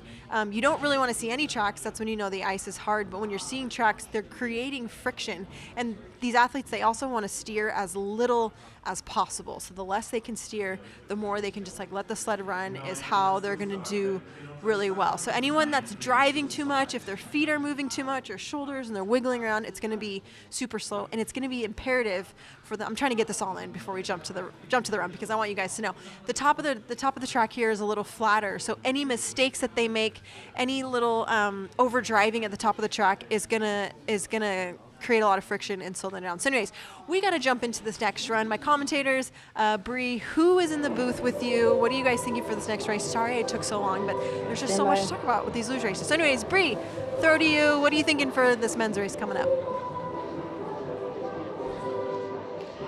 Thanks, Kate. I am here with the Team Ireland, Elsa Desmond. It's like the Ohio State, but like actually singular because you are the one and only Irish slider here. It is so great to have you. Thank you so much for joining me again for a race for men's singles coming up. And something Elsa and I were talking about was the Nations Cup. So, you know, next to a start list, there's these queue for the athletes that qualify from Nations Cup to get into the race. But what I was not aware of is Elsa was telling me what qualifies you to race Nations Cup to qualify for the race. So what is that extra step in there, Elsa? So lots of people that watch the sport won't be aware that you can't just turn up and race in Nations Cup. In order to qualify for the Nations Cup, you have to be within 107% of the fastest athlete within your session. Right. So you'll have 2 official days of training, which you'll have between 5 and 7 training runs, and in those runs you have to be within 107% of the fastest athlete.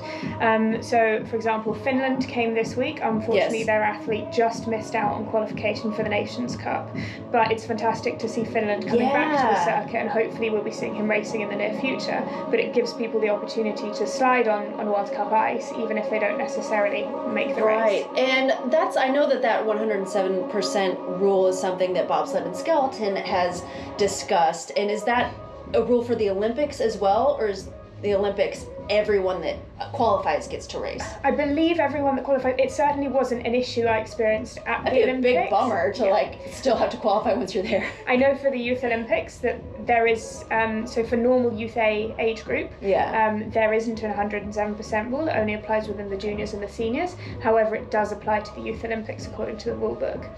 So I'm not sure if it does for the Senior Olympics, but it wasn't something that we worried about when any of us were there this time. Yeah, I don't believe so. And I was going to say, interestingly, but I'll switch it to awesomely. The winner of yesterday's Nations Cup was from Australia, Alex Ferlazzo, with the big win, especially given that Max Langenhahn of Germany, he's only in his 2nd World Cup of the season, so he's still doing these Nations Cups, but he finished 2nd last week in the race itself, and so that's a big win for Ferlazzo. Fantastic. I believe it's the first Australian medal. He has a lot of experience on this track. He was in a partnership program with the Latvian team when he was more junior. He's now moved across into a partnership, I believe, with the Canadians, and it seems to be going really well with him. He's combined that experience that he had through being with the Latvians with now the support and the sled and various other things that he's getting from the Canadians, and it seems to really be working. Very, very cool. And then right behind him was Anton Dukak of Ukraine, who we saw up in the mix last week. So, and Andrei Manzi of Ukraine. So Andrei, who's someone to keep an eye on today, he had a 6th place first run last week, and then in a more unfortunate 2nd run, which put him in 9th place, which is still a great finish. And then another great story, Josip Ninis of Slovakia, who finished in 8th overall. So what I love about Sigulda is it's kind of one of those great equalizer tracks. It's so hard that it's hard for the storied winners as well.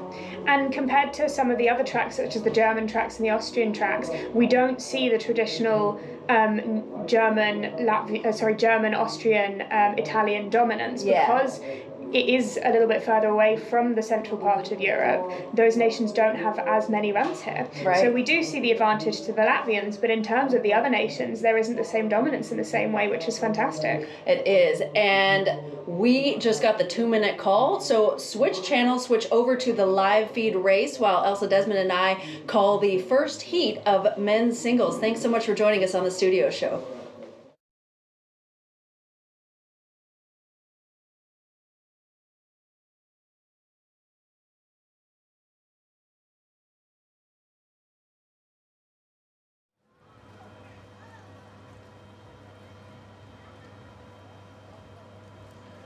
Starting order for first run of men's competition. Start the car paper. Georgia.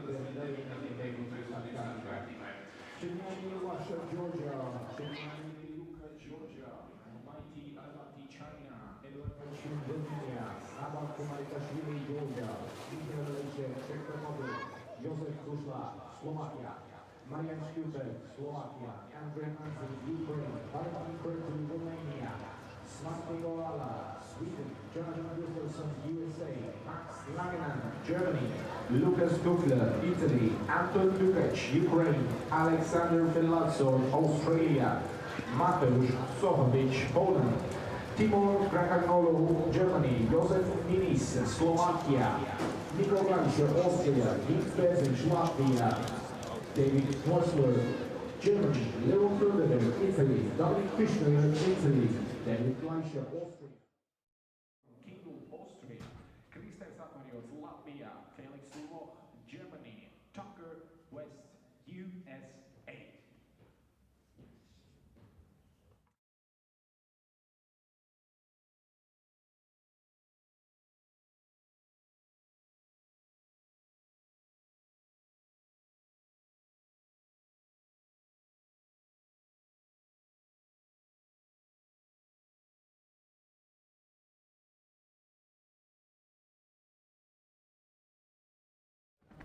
Šajā sezonā pirmām zelta godalgā un trīs bronzām. Otrais ir Austrijas Wolfgangs Ingls, un trešais Davids Gleichers no Austrijas. Somultēnijas augstāk Kristers Apārjos. Viņam šobrīd 5. vieta pasaules kausa kopvērtējumā. Yves Bezic atrodas 10. vietā.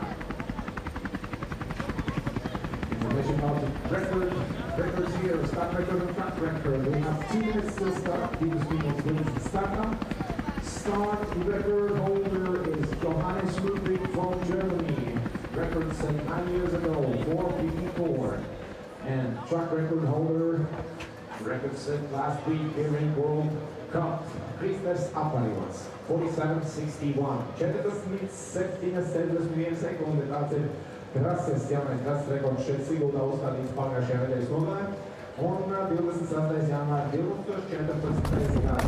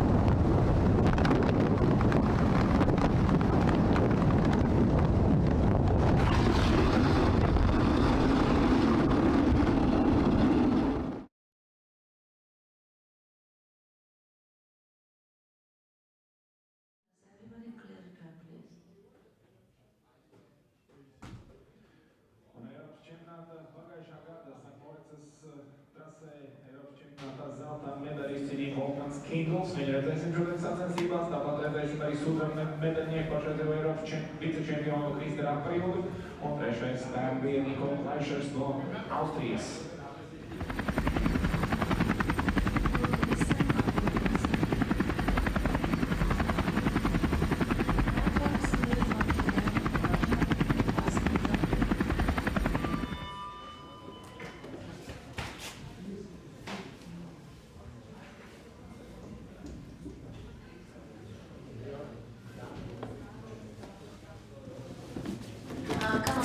Sled and drag, and next Macedonia Luka. Pirmais sacensības.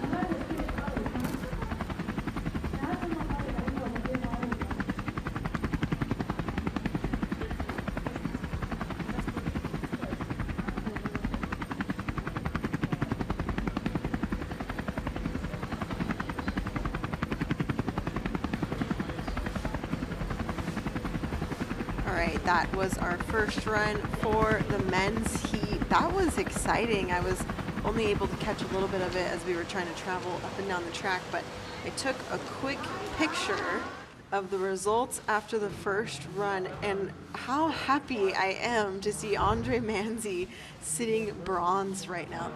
The Ukrainian coach, okay, literally about a minute ago, this was filled with like 20 people. There were so many people. And I went up to the Ukrainian coach and I was hitting him on the arm, and he just waved me off, and he's like, he just kept going like this, like second run, you have to, because you have to put 2 down. So anyways, I hope for all the Ukrainian fans watching that they are excited. Latvia currently sitting in second, and then Nico Gleischer currently sitting in first. We took the elevator up with him, and he was watching the race from a phone, and he goes, "Oh, I am currently leading." Almost like he was surprised, but he was saying how he likes the warmer ice. He's like, it's easier to luge here, easier to slide here with warmer ice. Gins Berzins, Latvia in fourth, only 0.03 of a second out of the podium. And then Josef Ninis, another great story from Slovakia, sitting in fifth. Slovakians tend to get good sliding here in Sigulda. So that's super cool. I'm just the mix of everything. So this also, I was going to say this could have been because of the ice conditions, but Krister Zapriots went towards the end of the run, and he managed to slide into second. So who knows where the ice conditions will be for the second run, but Ukraine in third, that's who we're watching. And then Anton Dukac, his fellow teammate, is sitting in 10th place, 0.3 back. So this is going to be really cool. Australia also in 8th. This is a good race. This is what we like to see, just a mix of a bunch of countries. So I grabbed someone special with me. We'll see if she's hanging out. This is the only woman on the FIL jury. And I asked her if she would come join me. Yep, Curtis, my guy, is going to go. Yes, come join me. Yes, please. Hi, Serena. Hi. How are you? No, I'm so enthusiastic. The race is great. It's great. Know. Yes. How are you feeling about those results? There is a very nice atmosphere here. There are a lot of fun, so everybody is enjoying. Yes. It's really, and the athletes are great. The athletes are great. So, Serena, where are you from originally? Romanian. My Bucharest is hometown. Okay. I'm living in Bucharest, Romania, and I'm leadership the Romanian Luge and Bobsleigh Federation. Oh, wow. So you're really involved in the sliding sports. You do a lot.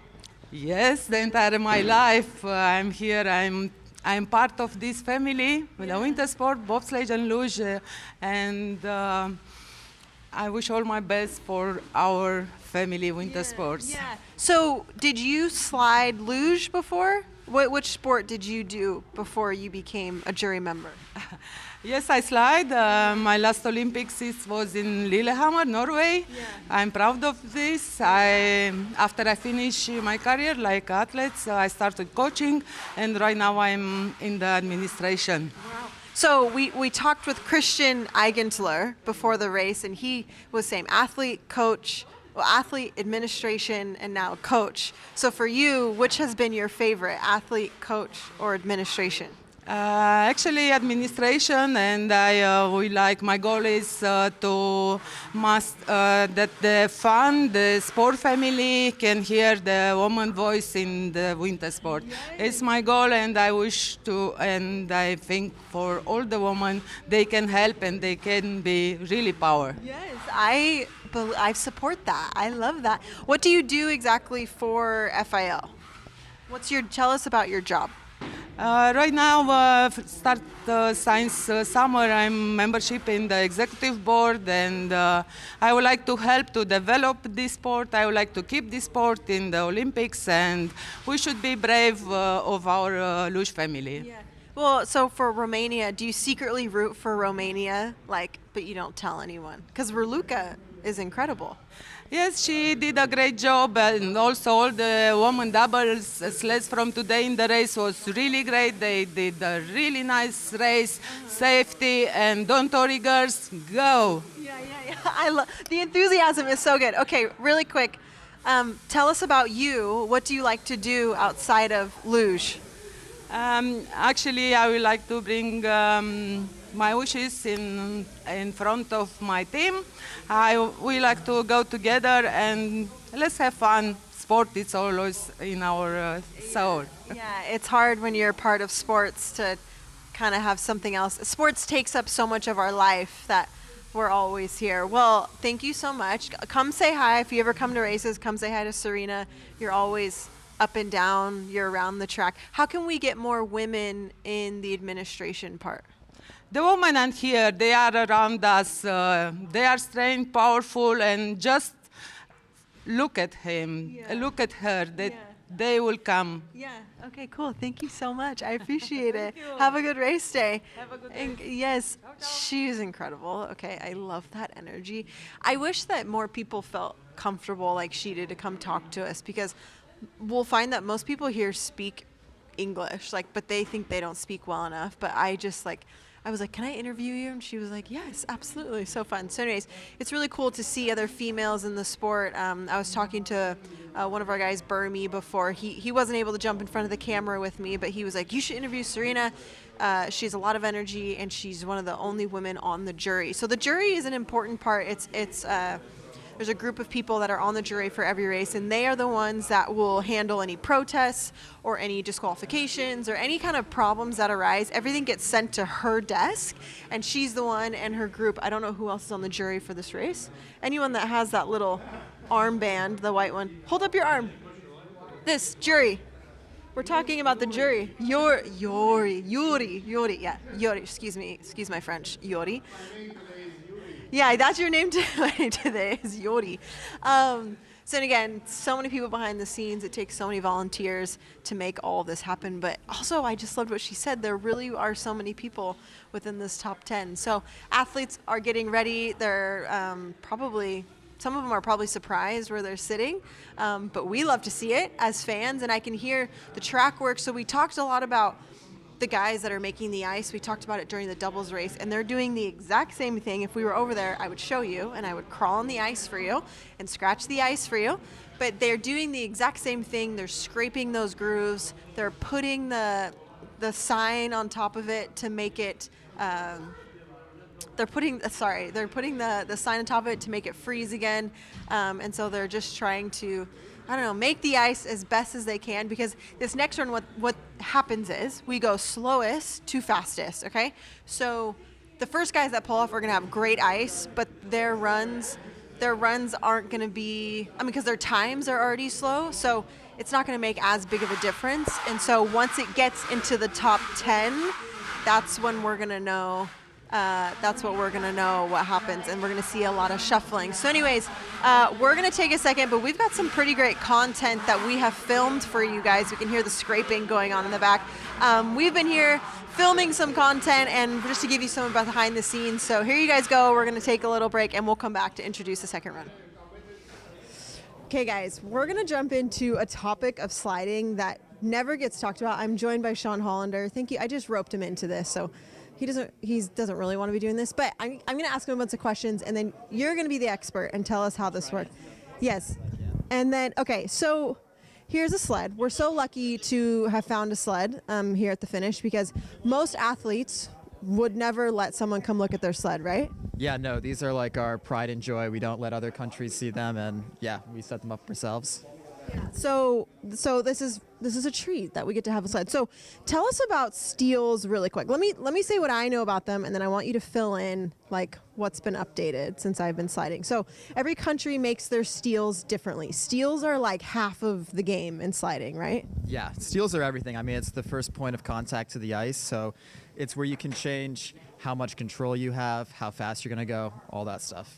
And so, okay, so how do you change that? Like, what does that mean? So we can see they're at an angle. If you can't tell on camera, they're not just flat. Like it's not like skis where you're just flat. It's almost like like you're on in pizza with skis. So they're on an inside angle. So what is the angle? How do you choose this angle, or what do angles mean? Okay, so the steel's basically, we only ride about like 1 inch of the steel at a time. So what does that mean? The steel actually isn't flat. There is a slight bow to it. So at any given time, we're only riding about this much of the steel, and then probably just this top like 5 millimeters. And so we have a very small contact with the ice, and we want to control how much of that we have. And we can actually put on the outside or the inside small strips of tape. And if we put them on the outside, it angles the steel down. And you have less control, but you can go a little faster. And if you put them on the inside, it angles the steel up a little bit, and the runners dig in more to the ice, so you have more control. And the other thing that we can do is we can actually sharpen these steels, again, with this edge right here that's only a couple millimeters. If you round that, the steel will go faster across the ice, but also it's like a little battle because then you have less control. But if you sharpen them, it can dig into the ice more, and you have more drivability, and everything's just more secure. I just feel like luge is already so complicated. Like, just to get down this track is hard enough. And then this just brings in a whole thing of technology. So, like, do you know, like, what makes a steel different than another steel? Is it, like, different, like, material? Or, like if we were to have an American steel versus a German steel or any other country, like, what could be so different? I mean, there's so much that goes into it. There can be different, like, types of steel, different hardens of steel, and all of that. We have a bunch of different materials, and we test them. And it's like certain materials are faster than others. Yeah, I mean, certain materials are faster than others, and then that can be different if it's warm, if it's cold. Like, some steels go faster on cold ice, some steels go faster on soft ice, and then there's the whole battle of if it's sharper or if it's duller. Which setup is better for which ice conditions. So there's like so many variables that go into it on every given weekend. Where do you store all this information? Like, is this just in your brain, or do you have like a spreadsheet for this? A lot of it's in your brain, and then we try and write down as much as you can, but it sounds like a headache. It's an ever-evolving pool of information.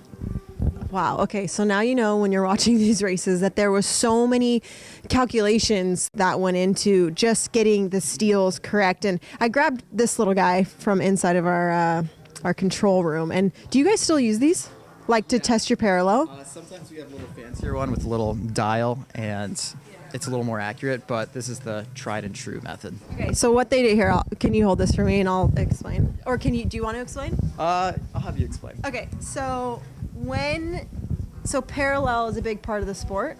Parallel is, well, what is parallel? You should tell me. Okay. I'll switch real quick. Okay, yeah, you do this. Okay. So parallel is how parallel each steel is to each other, and that's also how much control your drives are going to do. So what we mostly measure is parallel in between the bridges, and what the average athlete runs is somewhere between 1 and 2 millimeters towed in or towed out. He said millimeters, guys. Like, it's like very fine measurements. And yeah, so some bridges let you adjust it. Sometimes you have to add shims into the coupons to give or change, put it on the outside or the inside, and that brings in the steel a little bit or a little out. Which means they'll put in like these really thin metal sheets that will go inside this box, which then push it in and out. So that's like a whole other thing that you're testing. You're like, should I put shims in here? Should I? So it's so many things. So then how does this ruler? So they start measuring it. So yeah, it's something like you bring it like this, and you try and line it up. Usually there's a notch so you can keep it there, and then you measure from there to there, and it's really only like 1 or 2 millimeters difference. But you're eyeing pretty much how much it changed. And so, like, back in the day when they were sliding, like, this is how you would just eye it. Like, it's kind of crazy to think, like, a sport timed to the thousandth of a second, and like they used to hand make, a lot of countries still do hand make their sleds. Some countries work with car manufacturers to make them. But anyways, there's so many pieces to this. Is there anything else you want to add? Like, I feel like when I was sliding, I always had so much to say about steels because there's so much we're taught about them. Yeah, I mean, there's so much that goes into it. I mean, you can sharpen up the fronts and backs, and usually the funny thing is you can't really tell on this sled, but usually from here to here, the steel is almost completely round. So that's when you come onto a curve, when you take on, you don't want the steels to catch and dig in, and that can drive you up to the top of the curve. So we usually make these almost as round as they go. And then this is where a lot of athletes can fine tune for their own steels, is how much grip they have on the back, because that's how much your rolls do. And then, yeah, pretty much between the bridges is how much your legs are gonna do. Yeah, I mean, parallel is crazy because you're changing it 1 to 2 millimeters, but it's an insane difference on the track between like 1 degree and 2 degree. It's like with 2 degrees, you feel like you almost don't even have to drive, but with 1, you're like having to crank everything, and it's crazy for every track. You have to switch it up.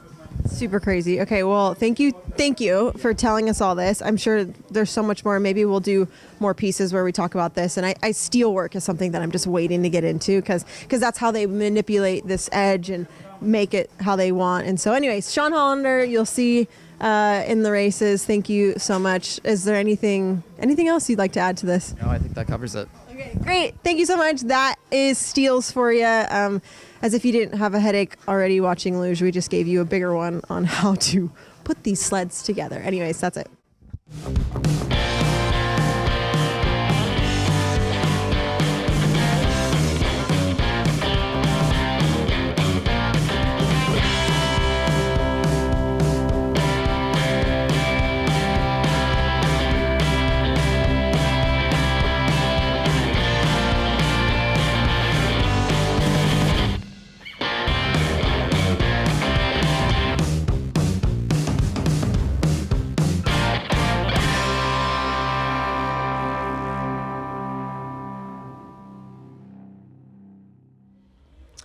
All right, we're getting ready for the second run. I just have to walk you through what we just witnessed here at the men's start.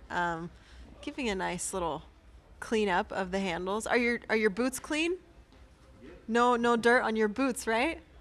That's a big thing within sliding is when you walk on the ice with normal shoes, your shoes will pick up dirt and rocks and gravel, and then when the sleds get put down, they can like rub right over that dirt and leave huge marks in your steels and make your steels really slow. So when they put the sleds down on the ice, they want to try and avoid all of this crap right here. Like all of this stuff can really jack up your steels, and you spend hours and hours sanding them. So when they put their sleds on, they try and walk on that and then place it on this nice, beautiful ice. Actually, let me help them right here because, oh, that's in the ice. So all of these things you just want to be careful of because really they spend so much time. So anyways, when we came up here, the ice guy, he was spraying this like aerosol. And I was like, what are you spraying? And he holds it up and he goes, ice power. And it literally said ice power on the thing. And it was essentially a bottle of aerosol icy hot where he just, yeah, we're seeing if I think he took it down the track with him. But he went, pff, pff, and then it like made the ice colder because again they're trying to save these grooves, and then they came up with a hose and they spritzed the whole thing. So this ice is nice and ready to go. Do a little scratch test. Not nearly as bad, it only picked up a little bit, but yeah, so this ice is ready. So it's going to be really great for the first guys. It's the ones in the top 10 that we're a little worried about, that it may just not be fast enough for them. But this is kind of how it works out with slower ice and just getting ready for that top 10. So keep your eyes out for, I'm looking at behind Casper's, you don't need to turn. Ukraine sitting in third, Andre Manzi. I don't know if he's ever been in a medal position in between runs before. Josef Ninnis sitting in fifth place. Big story for Slovakia, and then Alexander Ferlazzo sitting in eighth for Australia. So yeah, it's going to be super fun for the second run. So anyways, I'm going to send this off to my commentators in just a little bit. I believe Elsa Desmond, Ireland, is sitting with Bree in the booth. Very exciting first run. What are you guys feeling for the second run? And then I went straight to the lab. Yes. Oh, all right. We are live. I'm here with Elsa Desmond, and she was telling me about how she forgot the first three corners on the POV as she talked it through the first run because quite obviously you don't go there. And I never will. No.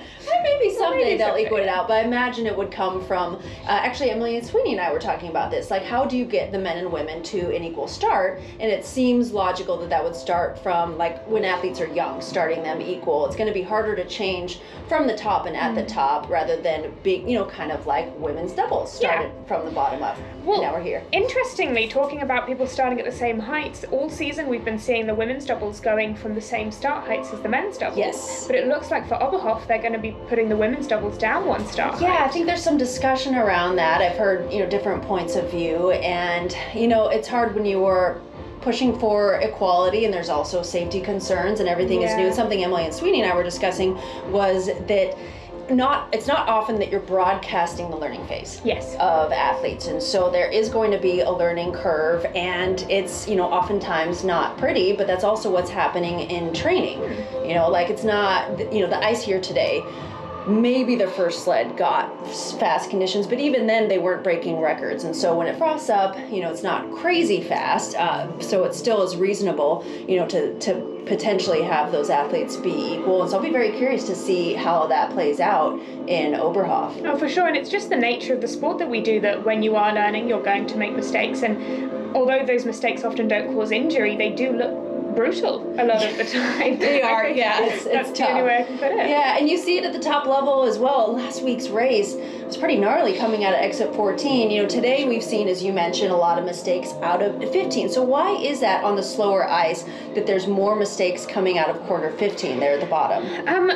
I think part of it is the ice does feel different. People maybe are thinking, okay, I don't need to drive quite so hard because the ice is grippier, it is softer.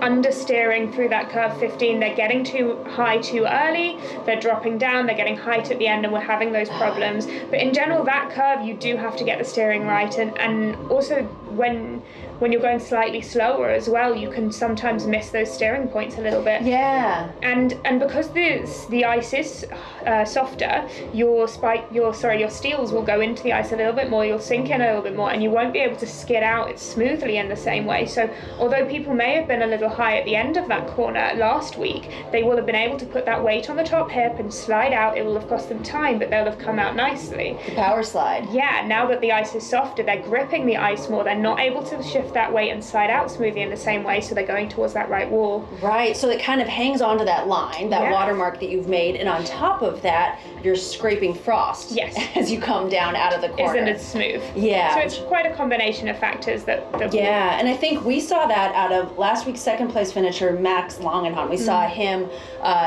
have trouble out of 15 today, and he's way out of the mix now for European Championships. But we were just discussing how exciting it is to have Australia's Alex Ferlazzo currently in 8th place. Obviously, he isn't fighting for the European Championships, he's only fighting for the World Cup here.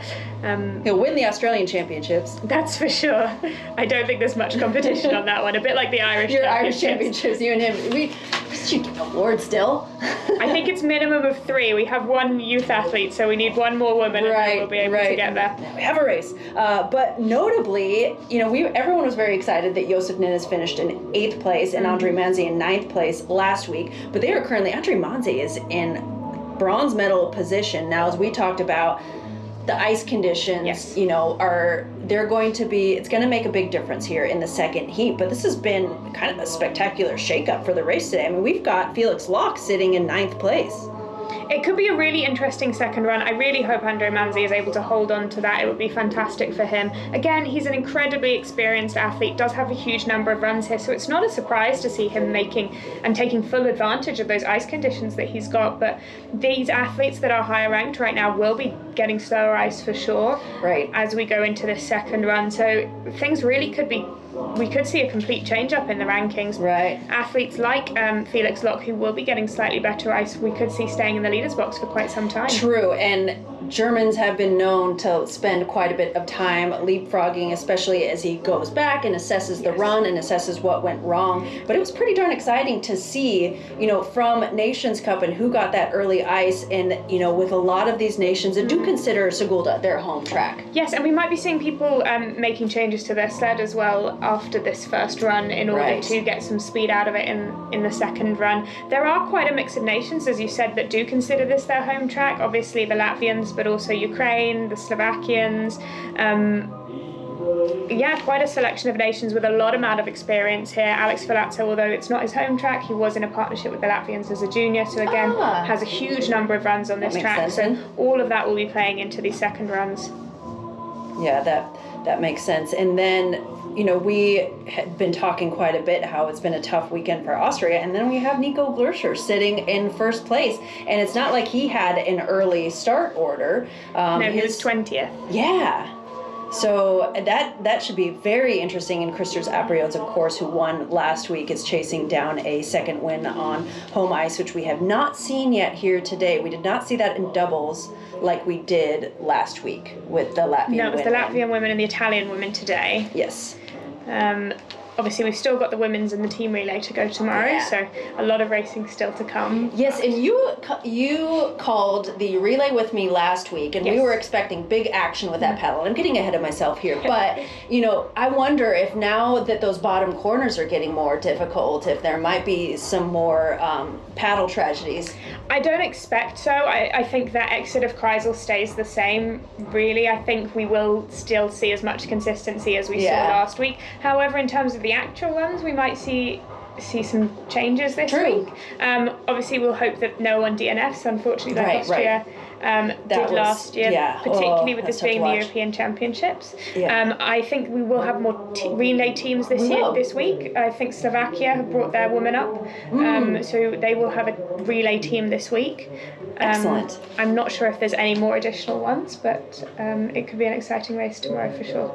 Excellent. Well, Elsa, thank you so much for calling this race with me. Your insight is really phenomenal, and your ability to read the track and read what's happening it's just so much fun to call a race with you, and I'm learning every step of the way here. But I don't know if you guys can hear this, but it is starting to pour down rain out here, so we could see conditions deteriorate quite a bit. That's going to be the money shot. So switch channels. That's it for the studio show for now. Switch channels to the live feed. Thanks so much for joining us, and thanks, Kate, for all your work up there. And we will see you soon for the men's singles final.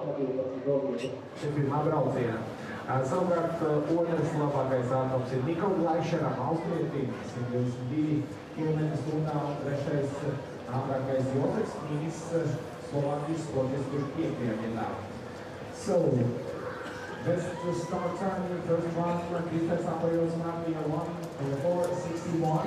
Second best start for Dominic Krishna from Italy, 26th place, 4:63. And third best start time for Max Hagen from Germany, 4:63 top speed. Max Hagen, Germany, 122.8 km/h. Second best speed, 122 km/h. Nico Glöscher from Austria, leading out of the front. Third best speed, Josef Mīnis from Slovakia, 122. Tātad Sigulda jau sasto reizi uzņem Eiropas čempionātu karaliņu sportā, pirmā reize stājās 1996. gadā, toreiz mums te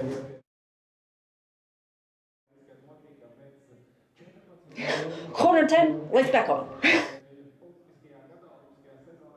2010. gadā zelta stafetē izcīnīja Anna Holma un Mārtiņš Rūpens un Brāļa Šīci. Pēc tam 2014. I wanted Stafetes sacensībās realizē pirmajā Mārtiņu Rūpenu un Brāļu Šīciem. 18. gadā sudraba pirmajā sacensībās izcīnīja Brāļu Šīci, un pēc tam pievienojas bronzu stafetē kopā ar Indiju Apkarovu un Šināru Pilnieku. 21. gads līdz šim ir panāktais zelts Amsterdam Jurim Šīciem, bronza Mārtiņam Boltam Rolēnam Lūmēm, bet sudrabs Elizē Pirmai, Arturam Tāžniekam un Brāļam Šīciem. Un 23. gads šis čempionāts, kas ir ātrākiem, 4. čempionāts, sudrabs Elizē Pirmai, Boltam Lūmēm un Rolēnam Šīciem. Un nāstās tagad Eiropas čempionāts turpinās.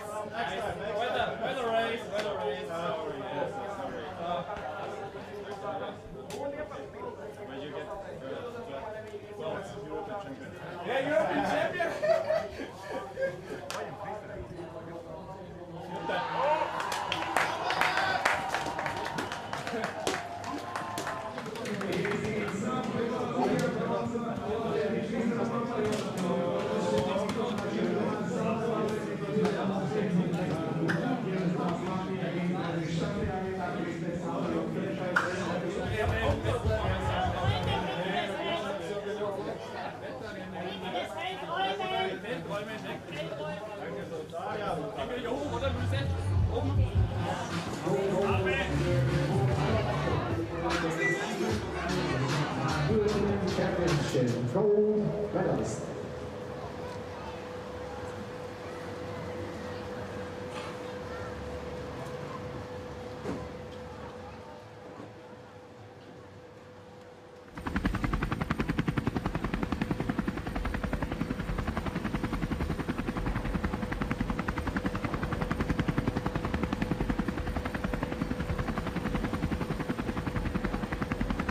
Ļoti svarīgas ziņas turpinām šodien arī no Austrijas pasaules junioru čempionāts kalnu sportā. Tāpēc viņas pirms tam minēju pasaules junioru čempions un minēju dzīvniekiem godu 21. gan 3. vieta, kā Alderijas veicīgi jaunie braucēji. Bet mēs pirmīgā noliņas apbalvošanas ceremonijai un varēsim sveikt gan pasaules kausa, gan Eiropas čempionātu, gan Eiropas čempionātu 23 vecuma grupā. Un tur apbalvošanas ceremonijā 23 vecuma grupā uz godu iestāt augstākā. Kaum ist der Chef nicht da, schreiben läuft. Das schreibe ich ihm. Schreibst du, das schreibe ich ihm. Das war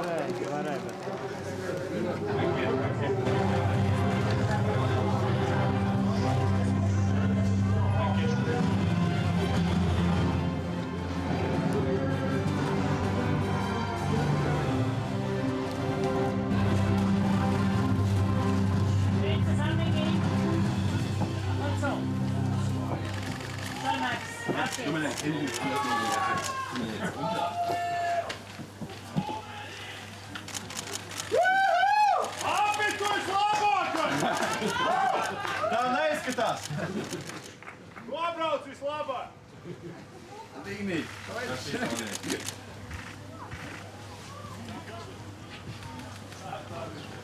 Ja.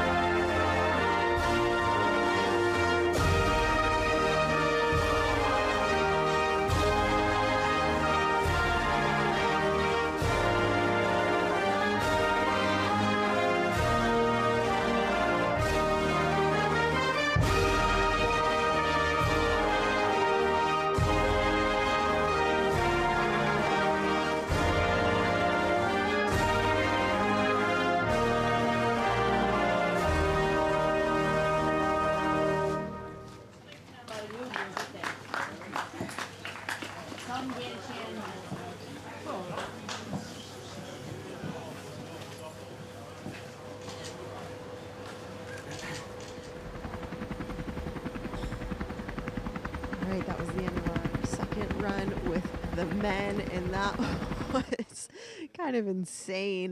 Max Longenhahn up on top, Felix Locke in silver, and then Christos Apriodes with bronze. Now, I believe we're going to do our European Championship as well as our under 23. So we've got a few national anthems that we are going to run through in just a second.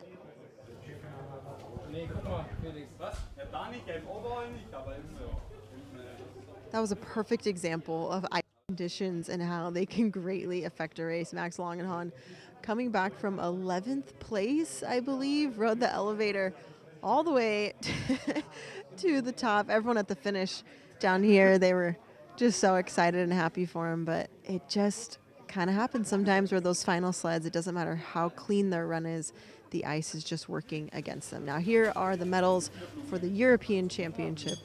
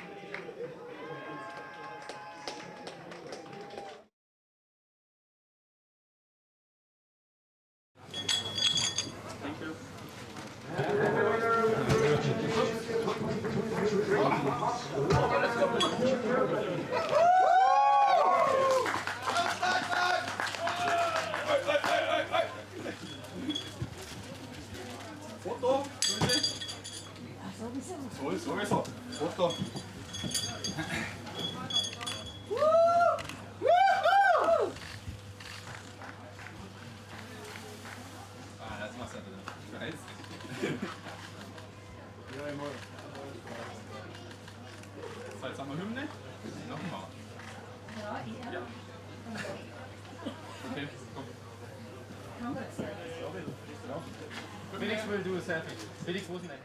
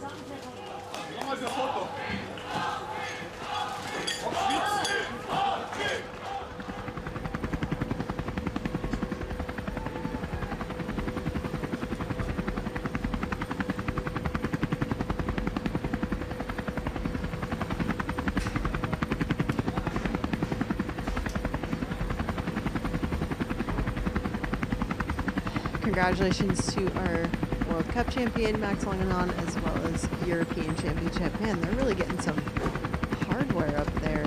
Add a trophy in there. I wonder what's in that bag.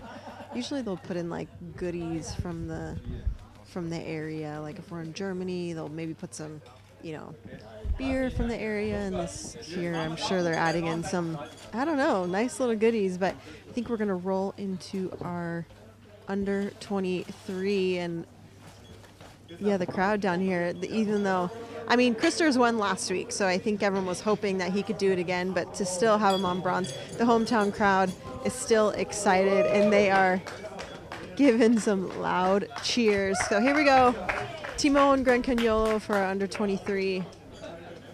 So the reason they do under 23 is to kind of they will separate the age groups, because sometimes when you're new on tour and you're competing against, you know, a 30-year-old and you're 19, it's just a completely different ballgame. So they still honor and celebrate the younger athletes, which is a big deal for sponsors. It's a big deal for people in their hometown to say like, oh, I was under 23 champion in luge. And so, so yeah, for women's doubles that we saw today, it was pretty much the same people, but this time it's actually completely different. So our under 23 champion is Gins Berzin. So Latvia back on top. So that's pretty cool, actually. That's a big deal. He'll probably get a lot of interviews with that, and it's just something that they can celebrate. Like, oh, I was the best person under 23 in the world. So congratulations, Gins Berzin's Germany, silver, Germany in bronze as well. So we will hear the Latvian anthem. We heard it a lot last weekend, and we get to hear it one more time this weekend, and maybe with the women tomorrow. I don't know. We'll have to see with the weather and what happens with those ice conditions. But there's Einars Fogelis. Saw him earlier today. We interviewed him giving out the medals. And our little penguin friend that we love so much. So anyways, Gins Berzin's Latvia anthem coming up.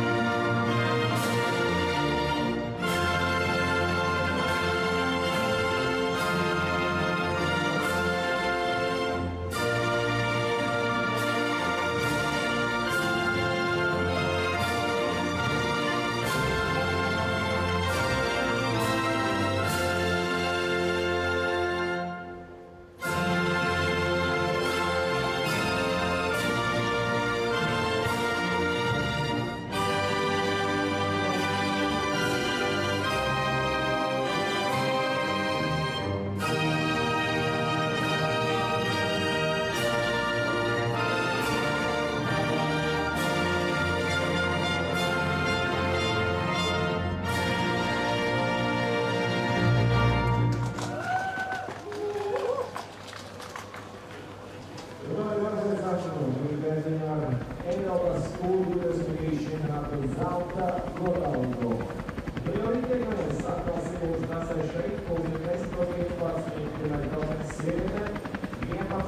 right, well, we've had a great first day of racing for our second weekend in Sigulda. Nice balmy weather.